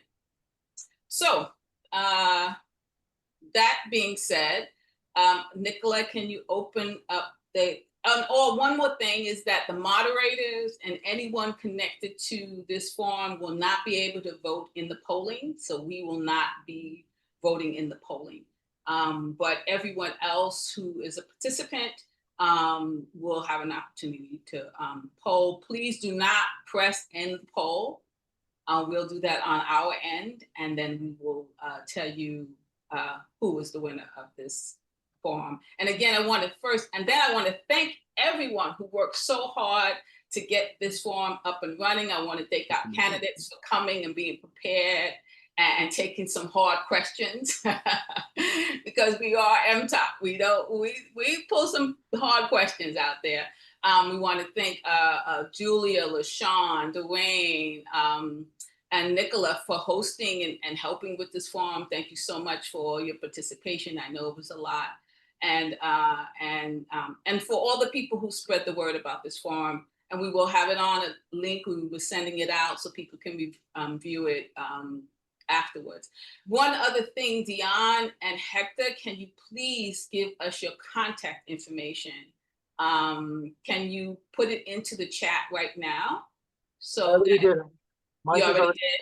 Okay. And Dion, could you make sure you put yours in the chat? So if anyone in the audience would like to follow up with questions to them, please ask them directly for those questions. Because we will not be doing anything further as far as a service to provide questions to the general public. That we won't be able to do.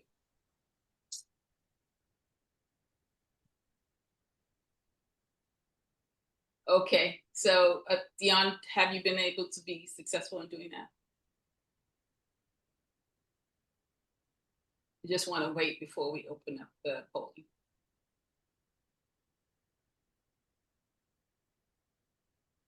Alicia, you said something to me? Yeah, did you finish putting your contact information inside of the chat? Yes, it's there. Okay, so let's go ahead and open up the polling. Nicola, I'm fortunate we lost a lot of folks, but we got to go with what we have.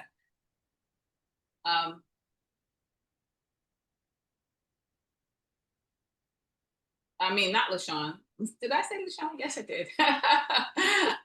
I'm at Nicola. Nicola, could you open up the polling, please? So people could go ahead and rank this. The polling is open. Okay, great.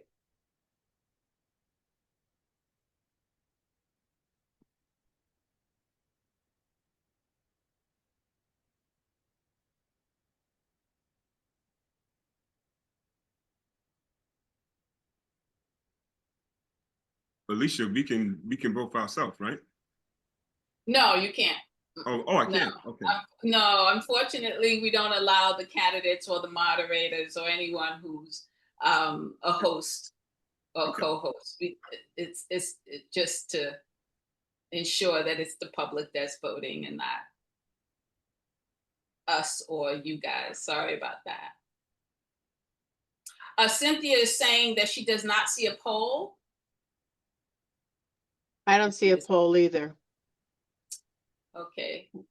Nicola, where should we be looking? But we're not voting, right? Right, But we're even not so, we voting. should be able to see it. I don't know, but I don't really know. The last time. Oh, and Joe said he does not see one as well. So you get these little pop-ups at the bottom. It's on the polls quizzes. Oh, you have to go to it. So how do you get there? It's been a Oh, really polls. Yeah, they Okay, keep changing Nicola, things. talk them through how they get there. The three dots at the end that says more, then it says pause, transcript, caption, polls, and quizzes. All right, So you click on that. let me reopen it because we didn't. Let me reopen it. Something's going on. Yeah, I'm going to reopen it. We want to apologize.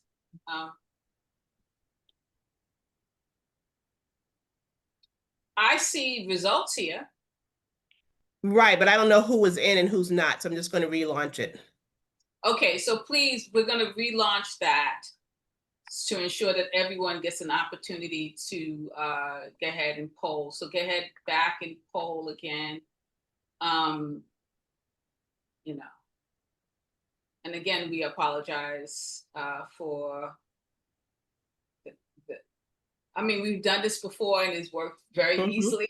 Yeah. But you know, today has been a trying day when it comes to technology. And again, we do apologize about that. I do see somebody called Blue Justice raising their hands. We do not take questions from the audience via raised hands. We do apologize.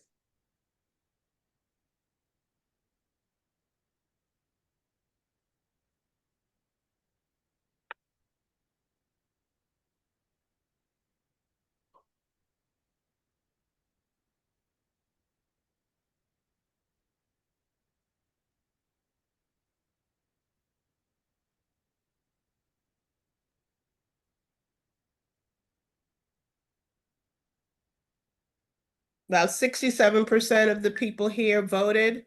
I know it counts the candidates and us, so I'm going to give it another minute for a few more people to vote if they can. You know, if anyone is unable to vote, has not been able to vote, just let us know, please.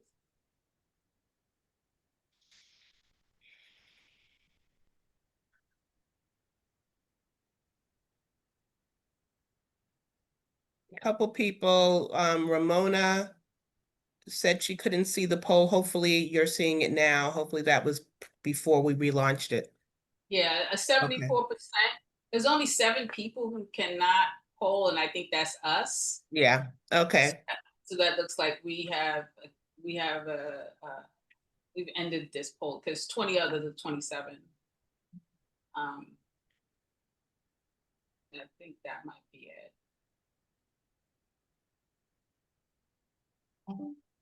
So can we end it? Can we end it now? Yes. Okay, so